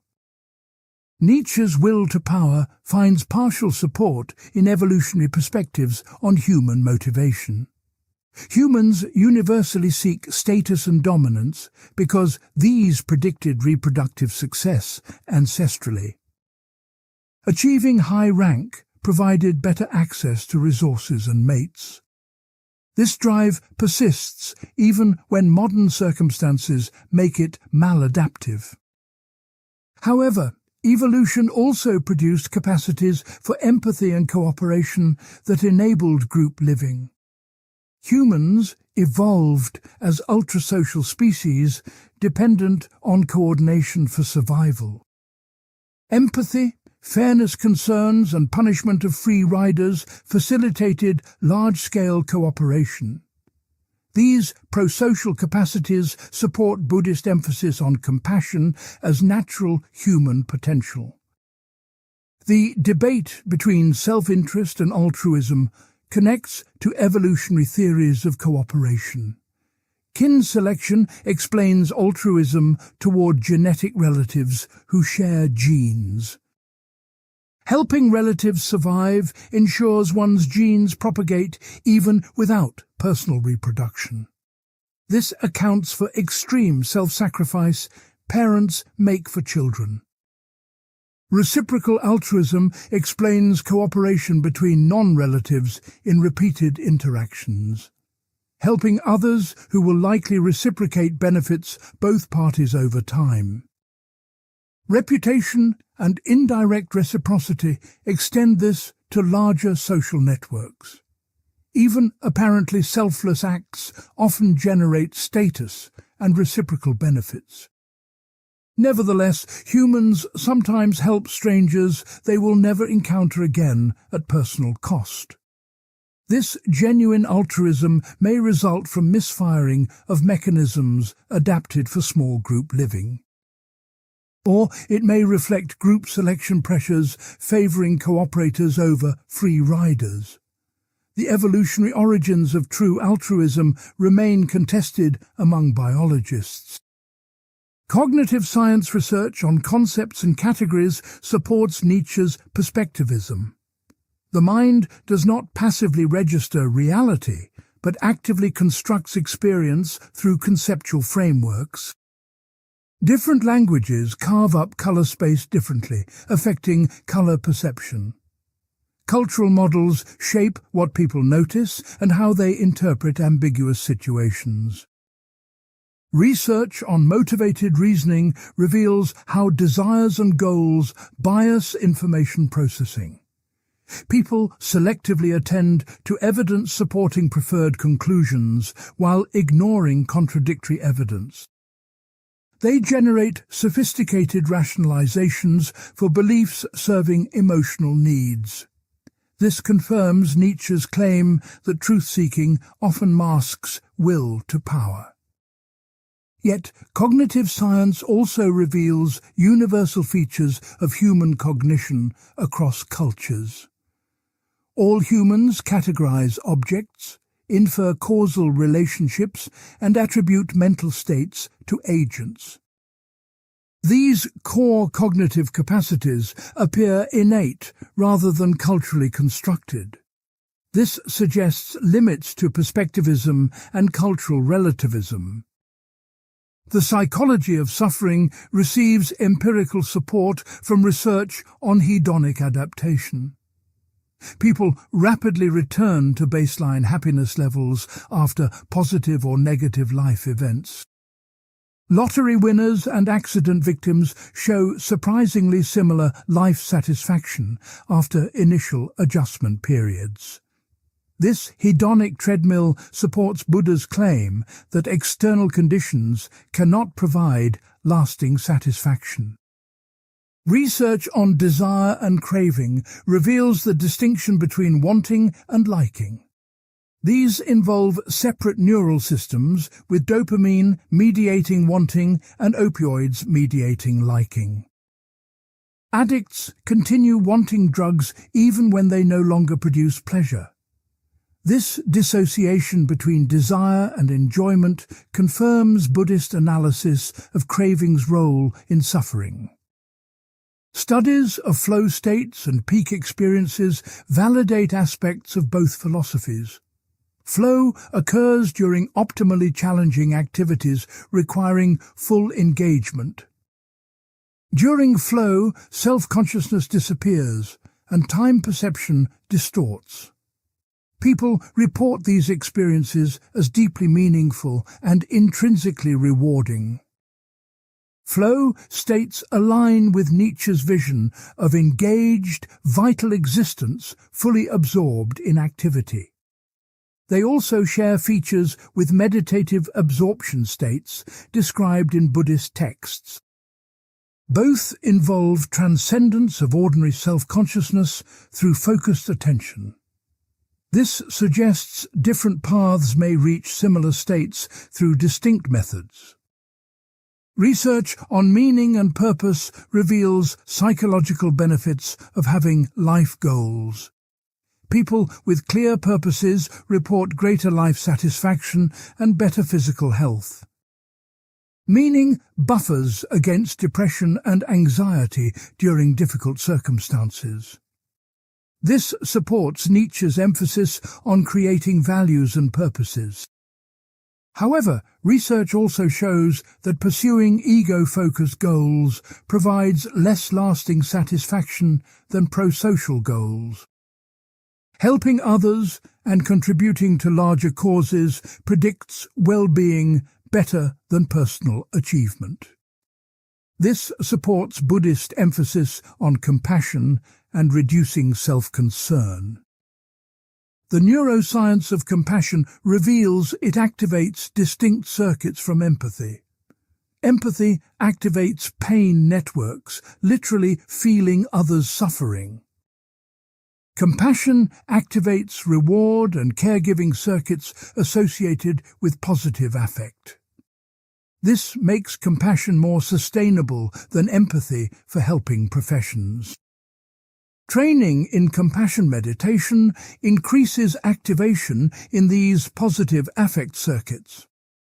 It also enhances prosocial behavior and reduces implicit bias against outgroups. These findings support the Buddhist cultivation of compassion as trainable skill. They challenge the view that altruism is fixed by genes or early experience. Psychedelic research provides surprising connections to both philosophical traditions. Substances like psilocybin temporarily dissolve ego boundaries and self-other distinctions. Users report experiences of unity, transcendence, and dissolution of the separate self. These mystical experiences resemble descriptions in Buddhist meditation literature. Brain imaging during psychedelic states shows decreased default mode network connectivity. The same network that normally generates self-referential thinking becomes disrupted. This correlates with the subjective sense of ego dissolution and unity consciousness. Some researchers propose psychedelics could complement meditation for inducing transformative states. Long-term follow-up studies show lasting personality changes from psychedelic experiences. Users report increased openness, decreased authoritarianism, and enhanced concern for nature. These changes persist months after the acute drug effects have resolved. This suggests temporary ego dissolution can produce enduring shifts in values and perspective. However, psychedelics also carry risks of destabilizing effects and adverse reactions. Integration and preparation matter enormously for whether experiences prove beneficial or harmful. This highlights that altered states alone do not guarantee wisdom or transformation. The interpretive framework and subsequent practice determine long-term outcomes. Terror management theory provides evolutionary perspective on existential concerns. Awareness of mortality generates anxiety that humans manage through cultural worldviews and self-esteem. Cultures provide symbolic immortality through achievements that outlast physical death. Self-esteem buffers death anxiety by confirming one's value within cultural frameworks. This theory offers empirical support for Nietzsche's analysis of how values function. Cultural values are not discovered truths, but constructed defenses against meaninglessness. They serve psychological needs for security and significance in the face of death. Recognizing this undermines their claim to absolute validity. Yet, terror management research also shows mortality reminders can increase both prosocial and antisocial behavior. Some people respond to death awareness with increased compassion and generosity. Others respond with hostility toward outgroups and defense of in-groups. The direction depends on prime values and cultural frameworks. Buddhist practices may offer alternative approaches to managing existential anxiety. Rather than symbolically transcending death, meditation confronts impermanence directly. Repeated observation of arising and passing away normalizes change and reduces fear. Accepting rather than denying mortality may reduce defensive reactions. The science reveals both philosophers captured genuine insights about human psychology. Their disagreements often reflect emphasizing different aspects of a complex reality. Neither offers a complete scientific theory, yet both identified patterns confirmed by research.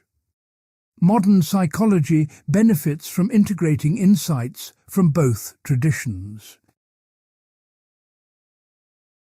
Part 8.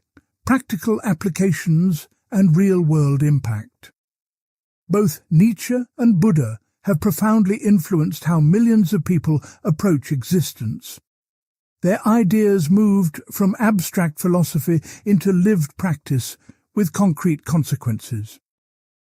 Buddhism developed institutional forms supporting systematic application of its teachings. Nietzsche's influence remained more diffuse but equally transformative for culture and thought. Buddhism established monastic institutions that have preserved and transmitted practices for millennia. Monasteries provide environments optimized for meditation and study away from worldly distractions. Monks and nuns dedicate entire lives to intensive practice under guidance of experienced teachers. This institutional continuity enabled Buddhism to refine its methods through countless generations. The Sangha, community of practitioners, forms one of Buddhism's three jewels alongside Buddha and Dharma. This community provides social support, accountability, and collective wisdom for individual practice. Group meditation intensifies practice through shared intention and mutual encouragement. Senior practitioners guide newer ones through difficulties and pitfalls on the path. Buddhism spread from India throughout Asia, adapting to diverse cultural contexts.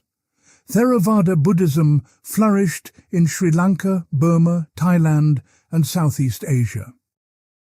Mahayana Buddhism developed distinctive forms in China, Korea, Japan, and Tibet. Each culture shaped Buddhist practice while being transformed by Buddhist values. In contemporary contexts, Buddhism has adapted to secular Western environments. Mindfulness-based stress reduction strips meditation of religious framework for clinical use. Developed by John Kabat-Zinn, in 1979, this program teaches meditation for pain and stress management. Thousands of studies document its effectiveness for diverse psychological and physical conditions. Mindfulness programs now operate in hospitals, schools, corporations, and prisons worldwide. Students learn meditation to improve focus and reduce test anxiety. Employees practice mindfulness to enhance productivity and reduce burnout. Inmates use meditation to manage anger and prepare for re-entry into society.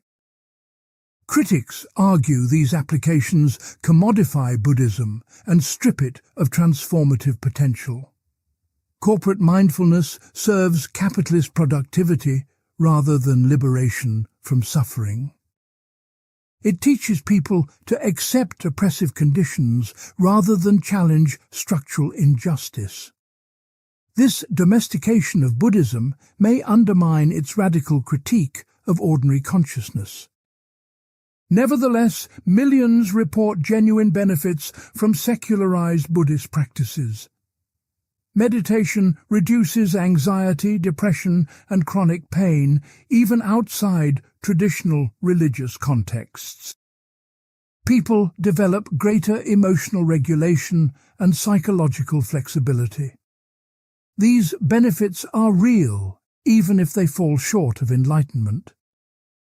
Buddhist ethics have influenced environmental and animal rights movements significantly. Recognition of interdependence generates ecological consciousness and care for nature. The principle of non-harming extends moral consideration to all sentient beings.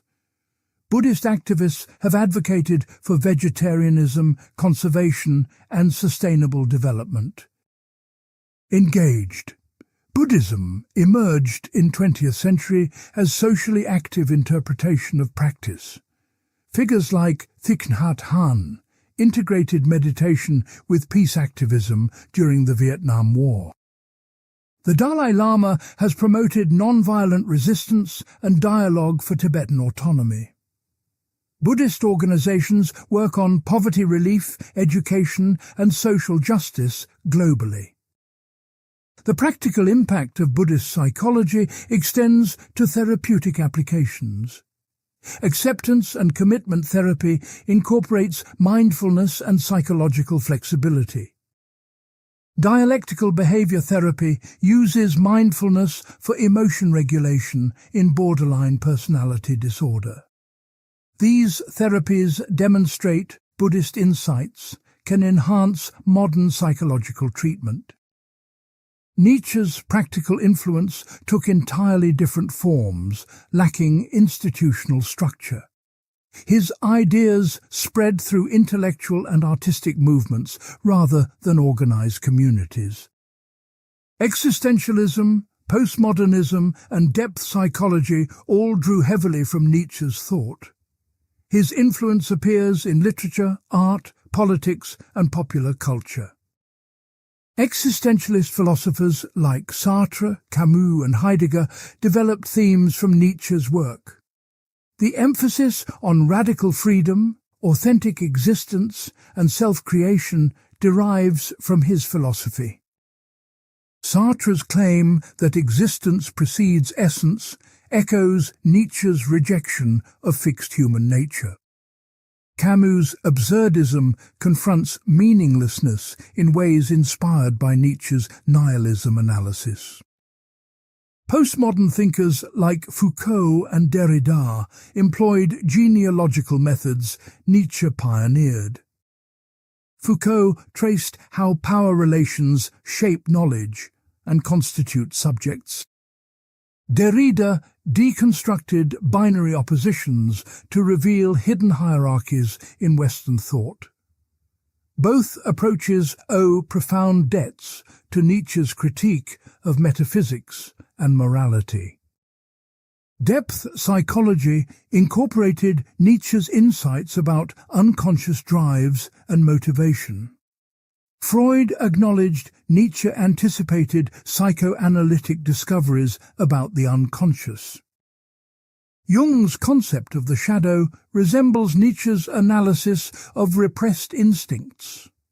Adler's individual psychology explicitly adopted will to power as fundamental human motivation.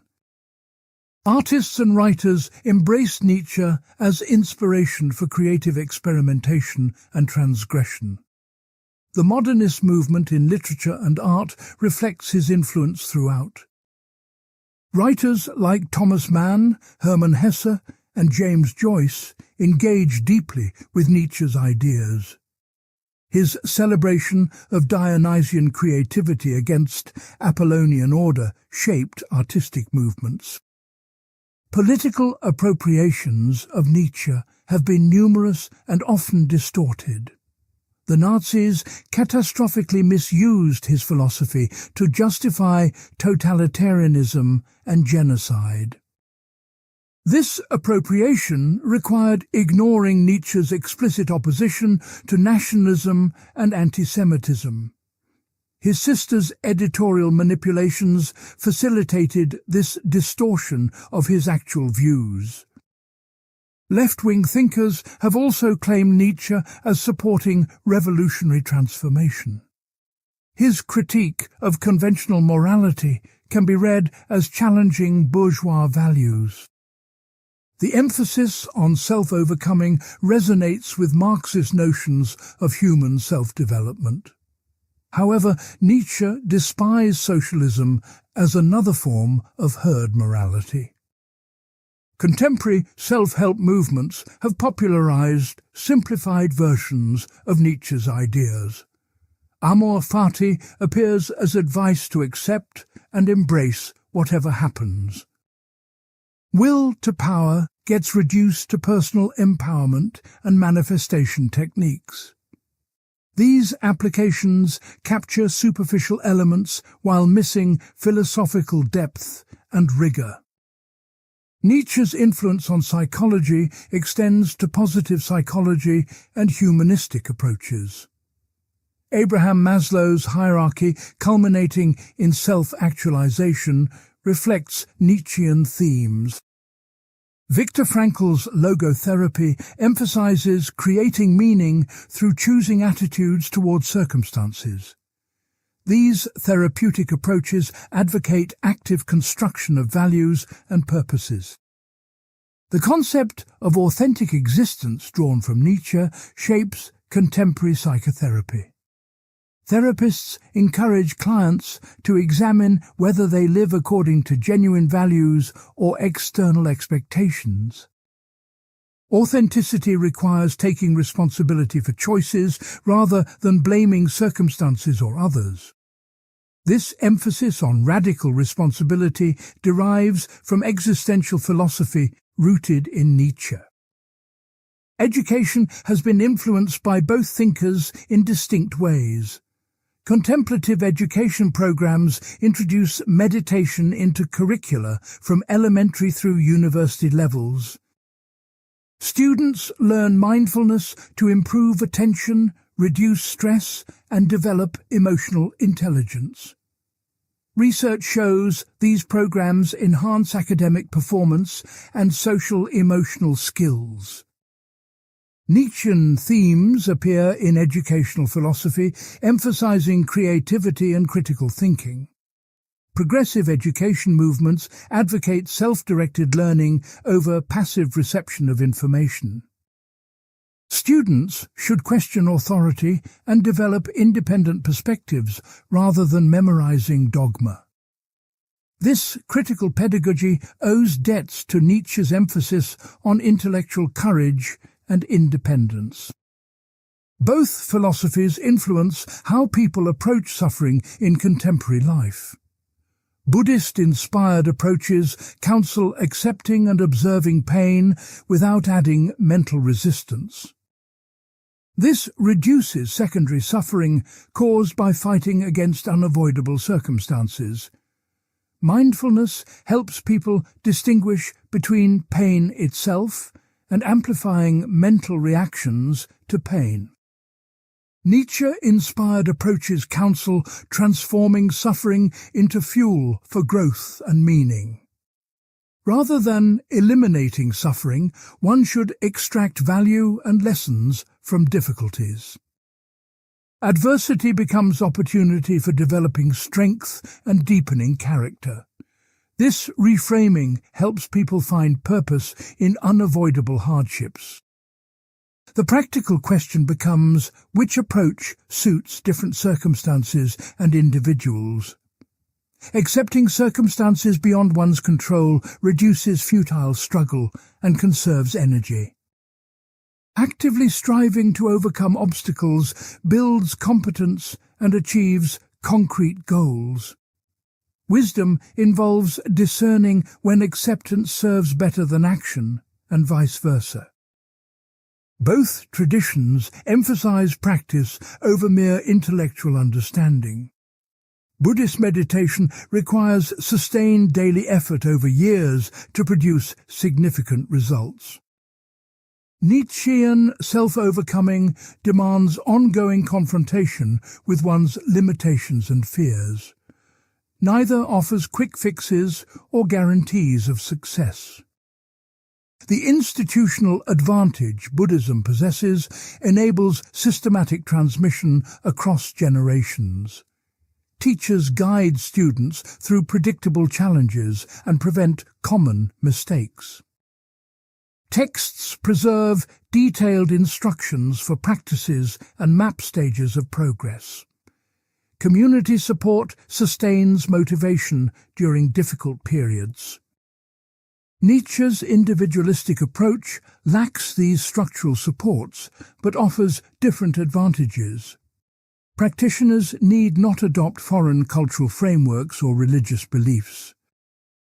The philosophy integrates naturally with active engagement in worldly pursuits. It celebrates rather than renounces creative achievement and cultural contribution. Contemporary culture shows influence from both traditions in tension with each other.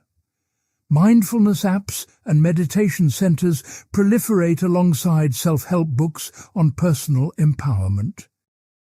People seek both inner peace through acceptance and external achievement through striving. This reflects genuine human needs for both serenity and significance. The practical impact of these philosophies will likely continue evolving in coming decades. As scientific understanding advances, we may better integrate insights from both traditions. New synthesis could combine Buddhist psychological techniques with Nietzschean cultural creativity, or deepening understanding may reveal their fundamental incompatibility more clearly. Part 9. Major critiques, limitations, and scholarly debates. Both philosophies face serious critiques from scholars and practitioners across multiple dimensions. Their internal tensions, logical problems, and practical limitations deserve rigorous examination. No philosophy escapes criticism, and intellectual honesty requires confronting weaknesses alongside strengths. Buddhism's doctrine of no-self faces the problem of accounting for reincarnation without a persistent identity. If no permanent self exists, what transmigrates from life to life, accumulating karma? Buddhist philosophers developed complex theories of momentary consciousness streams and subtle continuity. Critics argue these solutions reintroduce precisely what no self denies under different terminology. The concept of nirvana remains philosophically obscure despite 2 millennia of exposition. Describing it through negations avoids positive characterization that might clarify its nature. Is nirvana a state, an experience, or complete cessation of experience? Different Buddhist schools offer incompatible answers, suggesting fundamental ambiguity in the concept itself. The empirical claims about karma and rebirth lack scientific verification. Modern Buddhism often reinterprets karma psychologically rather than metaphysically. But traditional Buddhism clearly asserted literal rebirth across multiple realms of existence. Abandoning these doctrines may undermine the entire soteriological framework's coherence. Buddhist ethics faces charges of passivity and political quietism. If all conditioned existence is unsatisfactory and liberation lies beyond worldly concerns, why engage with social justice?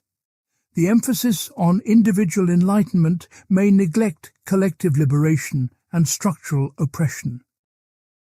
Critics argue Buddhism historically supported oppressive social hierarchies through karmic fatalism. The doctrine of dependent origination may be ultimately unintelligible. If everything arises dependent on conditions, including the principle of dependent origination itself, circularity threatens. What grounds the causal principle if it applies universally without exception? Some philosophers argue Buddhism collapses into incoherence when pushed to logical limits. Buddhist meditation practices carry risks that traditional sources acknowledge, but Western adaptations often downplay. Intensive practice can precipitate psychotic breaks, dissociative states, and emotional crises. The so-called dark night of the soul involves profound existential terror and meaninglessness. Teachers must skillfully guide students through these dangerous passages. The secularization of Buddhism for therapeutic purposes may corrupt its essence. Mindfulness becomes another technique for optimizing performance within samsara rather than escaping it. This domestication serves capitalist productivity and individual adjustment rather than radical transformation. The Dharma gets reduced to stress management and self-help. Scholarly debates continue about whether early Buddhism was truly atheistic and non-metaphysical. The Buddha refused to answer certain metaphysical questions, but never denied gods or cosmology.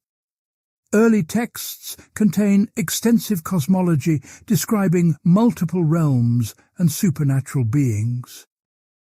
Modern interpretations often minimize these elements to make Buddhism palatable to scientific worldviews. The relationship between Theravada and Mahayana traditions remains contentious. Mahayana critiques Theravada as Hinayana, lesser vehicle, focused selfishly on personal liberation. Theravada defenders argue Mahayana innovations departed from Buddha's original teachings. These sectarian disputes reveal tensions within Buddhism about its core message. Nietzsche's philosophy faces equally serious objections from multiple angles. The most damaging charge accuses his thought of enabling or justifying oppression and violence. If traditional morality is rejected and power becomes the standard, what prevents might making right? Nietzsche never adequately addressed how his philosophy avoids descending into barbarism. The concept of will to power remains frustratingly vague and unfalsifiable. If every action manifests will to power, the concept explains nothing by explaining everything. Nietzsche never clarified whether will to power operates as psychological description or metaphysical principle. His unpublished notebooks suggest cosmological ambitions. His published works leave ambiguous. The eternal recurrence faces insurmountable scientific problems if taken literally. Thermodynamics shows closed systems increase entropy irreversibly toward heat death. Nietzsche's argument for recurrence based on finite matter and infinite time fails. Most scholars interpret recurrence as thought experiment rather than cosmological claim. But Nietzsche himself seemed to believe in its physical reality, at least at times. The tension between determinism and responsibility pervades Nietzsche's philosophy without resolution. If unconscious drives determine behavior and free will is illusion, how can anyone be responsible? Yet Nietzsche constantly praises and blames individuals for their choices and character. This apparent contradiction undermines his ethical and psychological theories. Nietzsche's critique of compassion and equality appears morally repugnant to many readers. His attack on democratic values and celebration of hierarchy conflict with modern ethical sensibilities. While he opposed nationalism and racism, his aristocratic radicalism sits uncomfortably with egalitarian commitments. Some argue his philosophy inherently trends toward elitism and indifference to suffering. The absence of systematic method makes Nietzsche's philosophy difficult to evaluate rigorously. He offers brilliant aphorisms and provocative claims without sustained argumentation. His rhetorical style privileges persuasion over logical demonstration. This makes it unclear how to adjudicate disputes about his actual positions. Nietzsche's psychological self-understanding appears compromised by his mental breakdown. He claimed to possess great health while suffering from severe illness throughout life. His final writings show increasing grandiosity and paranoia before collapsing into madness. This raises questions about whether his philosophy reflects genuine wisdom or pathology. Scholarly interpretations of Nietzsche remain deeply divided on fundamental questions. Some read him as proto-fascist, celebrating domination and cruelty. Others read him as liberatory figure, attacking all forms of oppression and dogma. These competing readings cannot both be correct, yet both find textual support. The relationship between Nietzsche's early and late periods raises continuity questions. His early work celebrated Wagner and Schopenhauer, whom he later repudiated viciously. Did his philosophy undergo fundamental transformation or merely surface-level revisions? Scholars disagree about which writings represent his mature, considered views. Both philosophies struggle with the problem of grounding their ethical claims. Buddhism grounds ethics in reducing suffering, but never adequately justifies why suffering is bad. If no self exists to suffer, why does suffering matter ultimately? The framework presupposes rather than proves the ethical significance of suffering. Nietzsche grounds ethics in life affirmation, but never explains why life should be affirmed. His appeals to health, strength and power simply assert values without justification. Someone who rejected these values would find no purchase in his arguments. Both philosophies ultimately rest on intuitions they cannot prove to skeptics. The practical limitations of both approaches become apparent in application. Buddhist enlightenment remains extraordinarily rare even among dedicated lifelong practitioners. Most meditators achieve modest benefits rather than radical transformation. This suggests the path may be far less reliable than traditional claims suggest. Nietzschean self-overcoming lacks clear criteria for success or methods for achievement. Without systematic practice or community support, individuals flounder seeking amor fati. The philosophy inspires but provides insufficient guidance for concrete implementation. This may explain why Nietzsche's impact remains primarily intellectual rather than practical. Both face the charge of being fundamentally world-denying despite surface differences. Buddhism explicitly seeks liberation from conditioned existence. Nietzsche's eternal recurrence affirms existence, but only the same existence, repeating infinitely. Neither embraces genuine novelty, creativity, or openness to undetermined futures. Contemporary philosophers debate whether either philosophy remains viable given modern knowledge. Scientific understanding of evolution, neuroscience, and cosmology may undermine their foundations, or perhaps these philosophies address existential questions science cannot touch. The relationship between philosophy and science itself becomes contested in evaluating these systems. Feminist philosophers have critiqued both traditions for patriarchal assumptions and marginalization of women. Buddhism historically restricted women's access to ordination and leadership. Nietzsche made explicitly misogynistic statements throughout his writings. Both require substantial reconstruction to align with contemporary gender egalitarianism. Post-colonial scholars note how Western interpretations of Buddhism often distort Asian traditions. The construction of Buddhism as purely philosophical rather than religious serves Western preferences.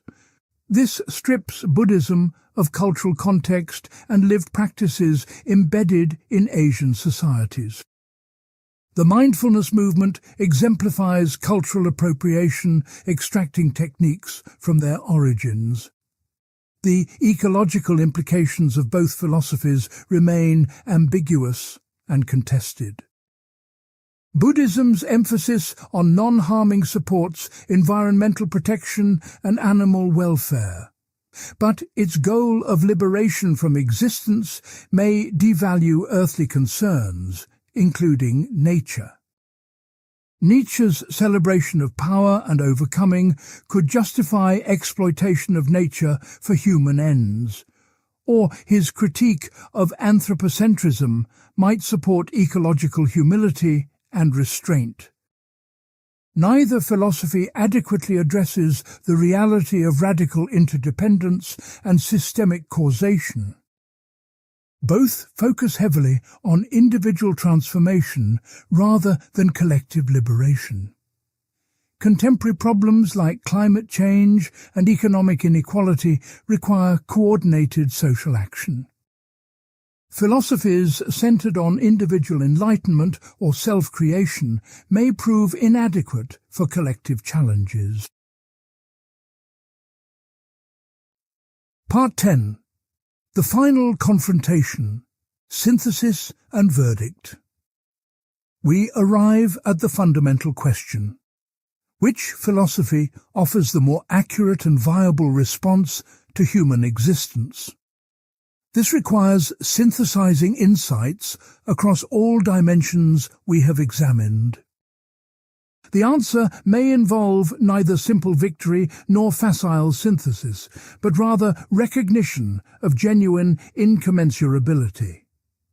Both philosophers correctly identified suffering as central to human experience, requiring philosophical address. Both recognized that conventional religious and moral frameworks had become inadequate. Both saw that transformation of consciousness rather than external changes offered the deepest solution.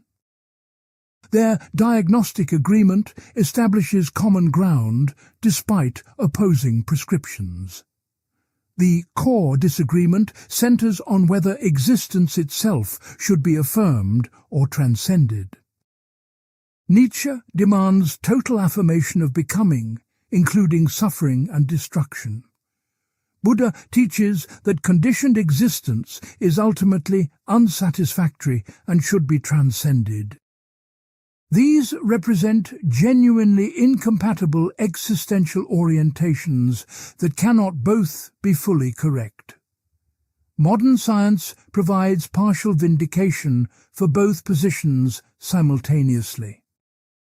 Neuroscience confirms Buddhist insights about the constructed nature of self and efficacy of meditation. Evolutionary psychology validates Nietzschean emphasis on drives, power-seeking, and unconscious motivation. The brain operates largely as both described, suggesting each captured different aspects of psychological reality. The Buddhist analysis of suffering's mechanics appears more scientifically accurate than Nietzsche's. Craving and attachment do generate much human misery through predictable psychological mechanisms. Research on desire, hedonic adaptation, and meaning confirms that external attainments provide limited satisfaction. The hedonic treadmill operates as Buddha described 25 centuries ago. However, Nietzsche correctly identified that drives and desires constitute rather than merely corrupt human nature. Complete elimination of craving would require such radical alteration that the resulting being hardly counts as human. Evolution shaped us as wanting, striving creatures for whom desire drives survival and reproduction. This suggests Buddhist liberation may be biologically implausible for most people. The practical effectiveness of Buddhist methods has been empirically demonstrated more clearly than Nietzschean approaches. Meditation reliably reduces suffering and increases well-being according to numerous studies. The systematic path provides concrete practices that millions have successfully applied. Nietzsche offers inspiration but no comparable method for transformation. Yet Buddhism's practical success may come at the cost Nietzsche identified: reduction of vitality and engagement. Meditation cultivates equanimity and detachment that can shade into apathy and withdrawal. The most dedicated practitioners often renounce worldly achievement and creative contribution. This withdrawal may represent exactly the life negation Nietzsche diagnosed. The question becomes whether vitality and creative engagement necessarily involve suffering. Nietzsche argued that great achievement requires accepting associated pain and struggle. Buddha suggested that craving rather than activity itself generates suffering. One might act vigorously without attachment to outcomes, enjoying process rather than seeking results. This points toward a possible synthesis that neither philosopher explicitly endorsed. Perhaps wisdom involves discerning which desires serve flourishing and which perpetuate suffering needlessly. Not all wanting equals the problematic craving Buddha identified. Not all acceptance equals the life denial Nietzsche attacked. Contemporary positive psychology suggests human flourishing requires both hedonia and eudaimonia. Hedonia involves pleasure and positive emotions in the present moment. Eudaimonia involves meaning, growth, and realization of potential over time. Balanced lives include both dimensions, rather than exclusively pursuing one. Buddhist practice cultivates hedonic well-being through equanimity and non-reactivity to circumstances. Nietzschean self-overcoming cultivates eudaimonic well-being through meaningful projects and achievement. Perhaps optimal human development requires integrating both approaches judiciously.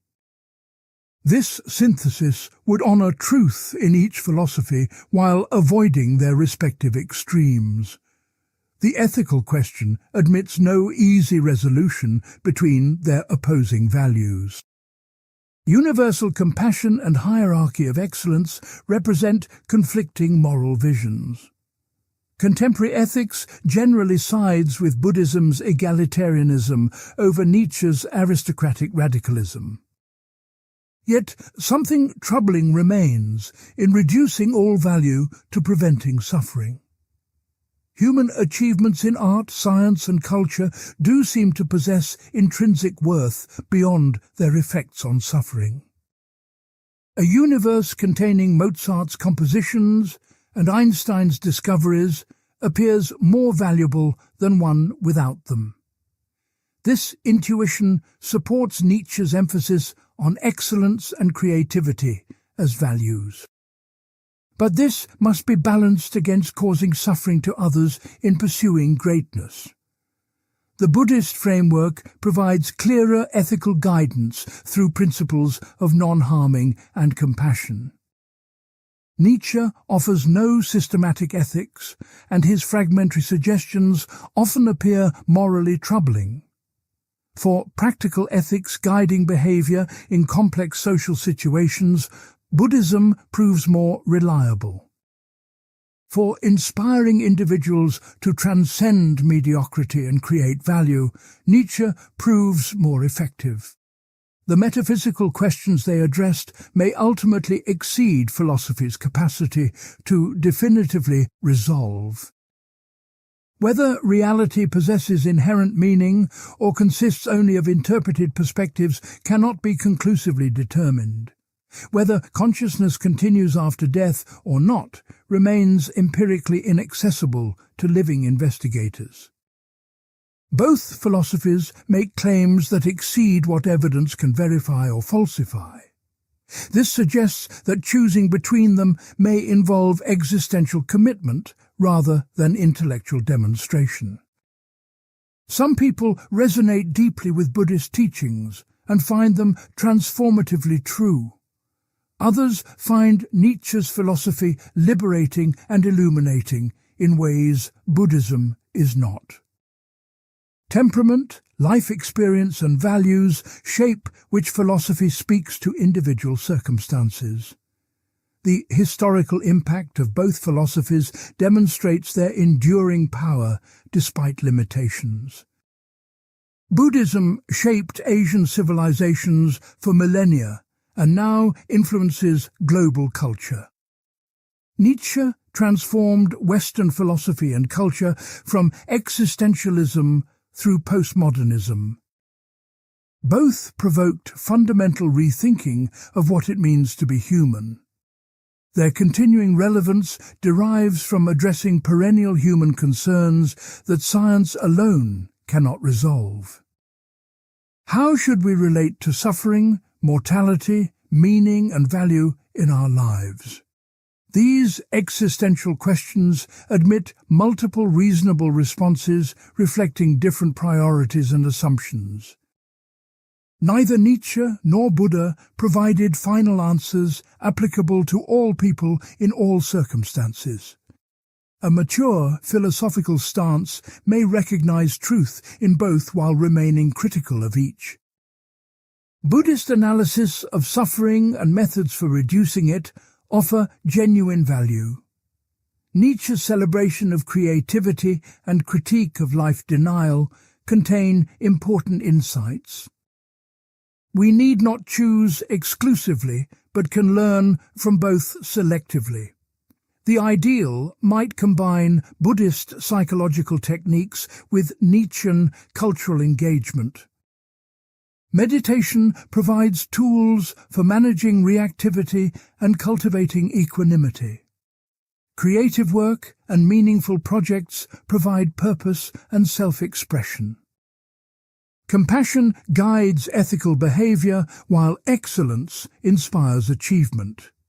This synthesis would reject Buddhist withdrawal from worldly activity as unnecessary for liberation. One can engage fully with life while maintaining non-attachment to outcomes. It would also reject Nietzsche's dismissal of compassion as weakness or decadence. Empathy and care represent sophisticated capacities rather than failures of strength. The resulting philosophy would be neither Buddhist nor Nietzschean, but rather pragmatic integration. It would draw tools and insights from both without dogmatic adherence to either system. This approach respects wisdom in traditional philosophies while adapting them for contemporary contexts. It acknowledges that ancient thinkers captured important truths while remaining fallible and limited. The deepest disagreement may prove irresolvable within philosophical discourse itself. Whether to affirm or transcend existence represents an existential choice rather than factual question. Different life experiences lead reasonable people to opposite conclusions.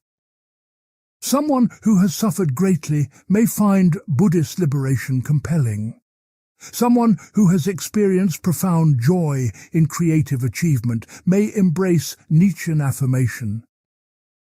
Perhaps the ultimate wisdom involves recognizing the limitations of any single philosophical system. Human existence is too complex and multifaceted for one perspective to capture completely. We need multiple frameworks to address different dimensions and situations. The search for a final, definitive philosophy may itself reflect the metaphysical thinking both thinkers criticized. In the end, both Nietzsche and Buddha offer powerful resources for confronting existence. Their disagreement clarifies the fundamental choices facing any philosophical anthropology. Do we view humans primarily as suffering beings seeking liberation or creative beings seeking expression? Is the goal to eliminate craving or to organize drives into productive hierarchies? Should we transcend the world or transform our relationship to it? These questions have no single correct answer applicable across all contexts and individuals. Different answers suit different temperaments, circumstances, and life stages. A comprehensive philosophy of human existence might acknowledge this pluralism rather than forcing uniformity. Both Buddha and Nietzsche illuminate paths through existence without exhausting the possibilities. The confrontation between them ultimately enriches, rather than resolves, philosophical inquiry. By understanding their disagreement deeply, we clarify our own choices and values. We recognize the stakes involved in how we relate to suffering, meaning, and existence itself. This recognition represents the true value of bringing these titans into dialogue. Neither emerges as simple victor because both captured partial truths about human reality. Their opposition reflects a genuine tension in existence itself that philosophy cannot eliminate. We must hold this tension and navigate between extremes rather than collapsing into one side. This difficult balance represents the philosophical wisdom appropriate to our complex condition. The journey through their confrontation reveals more questions than answers. This may be the deepest teaching. Existence resists simple solutions and final explanations. Both Buddha and Nietzsche understood this in their own ways. Their philosophies point beyond themselves toward the mystery that remains when all systems fail. We close where we began, with two extraordinary humans confronting suffering and mortality. Their responses differ radically, yet both command respect for depth and seriousness. In studying their confrontation, we do not resolve it, but rather enter into it ourselves. This is the path toward whatever wisdom remains available to finite beings in an ambiguous universe.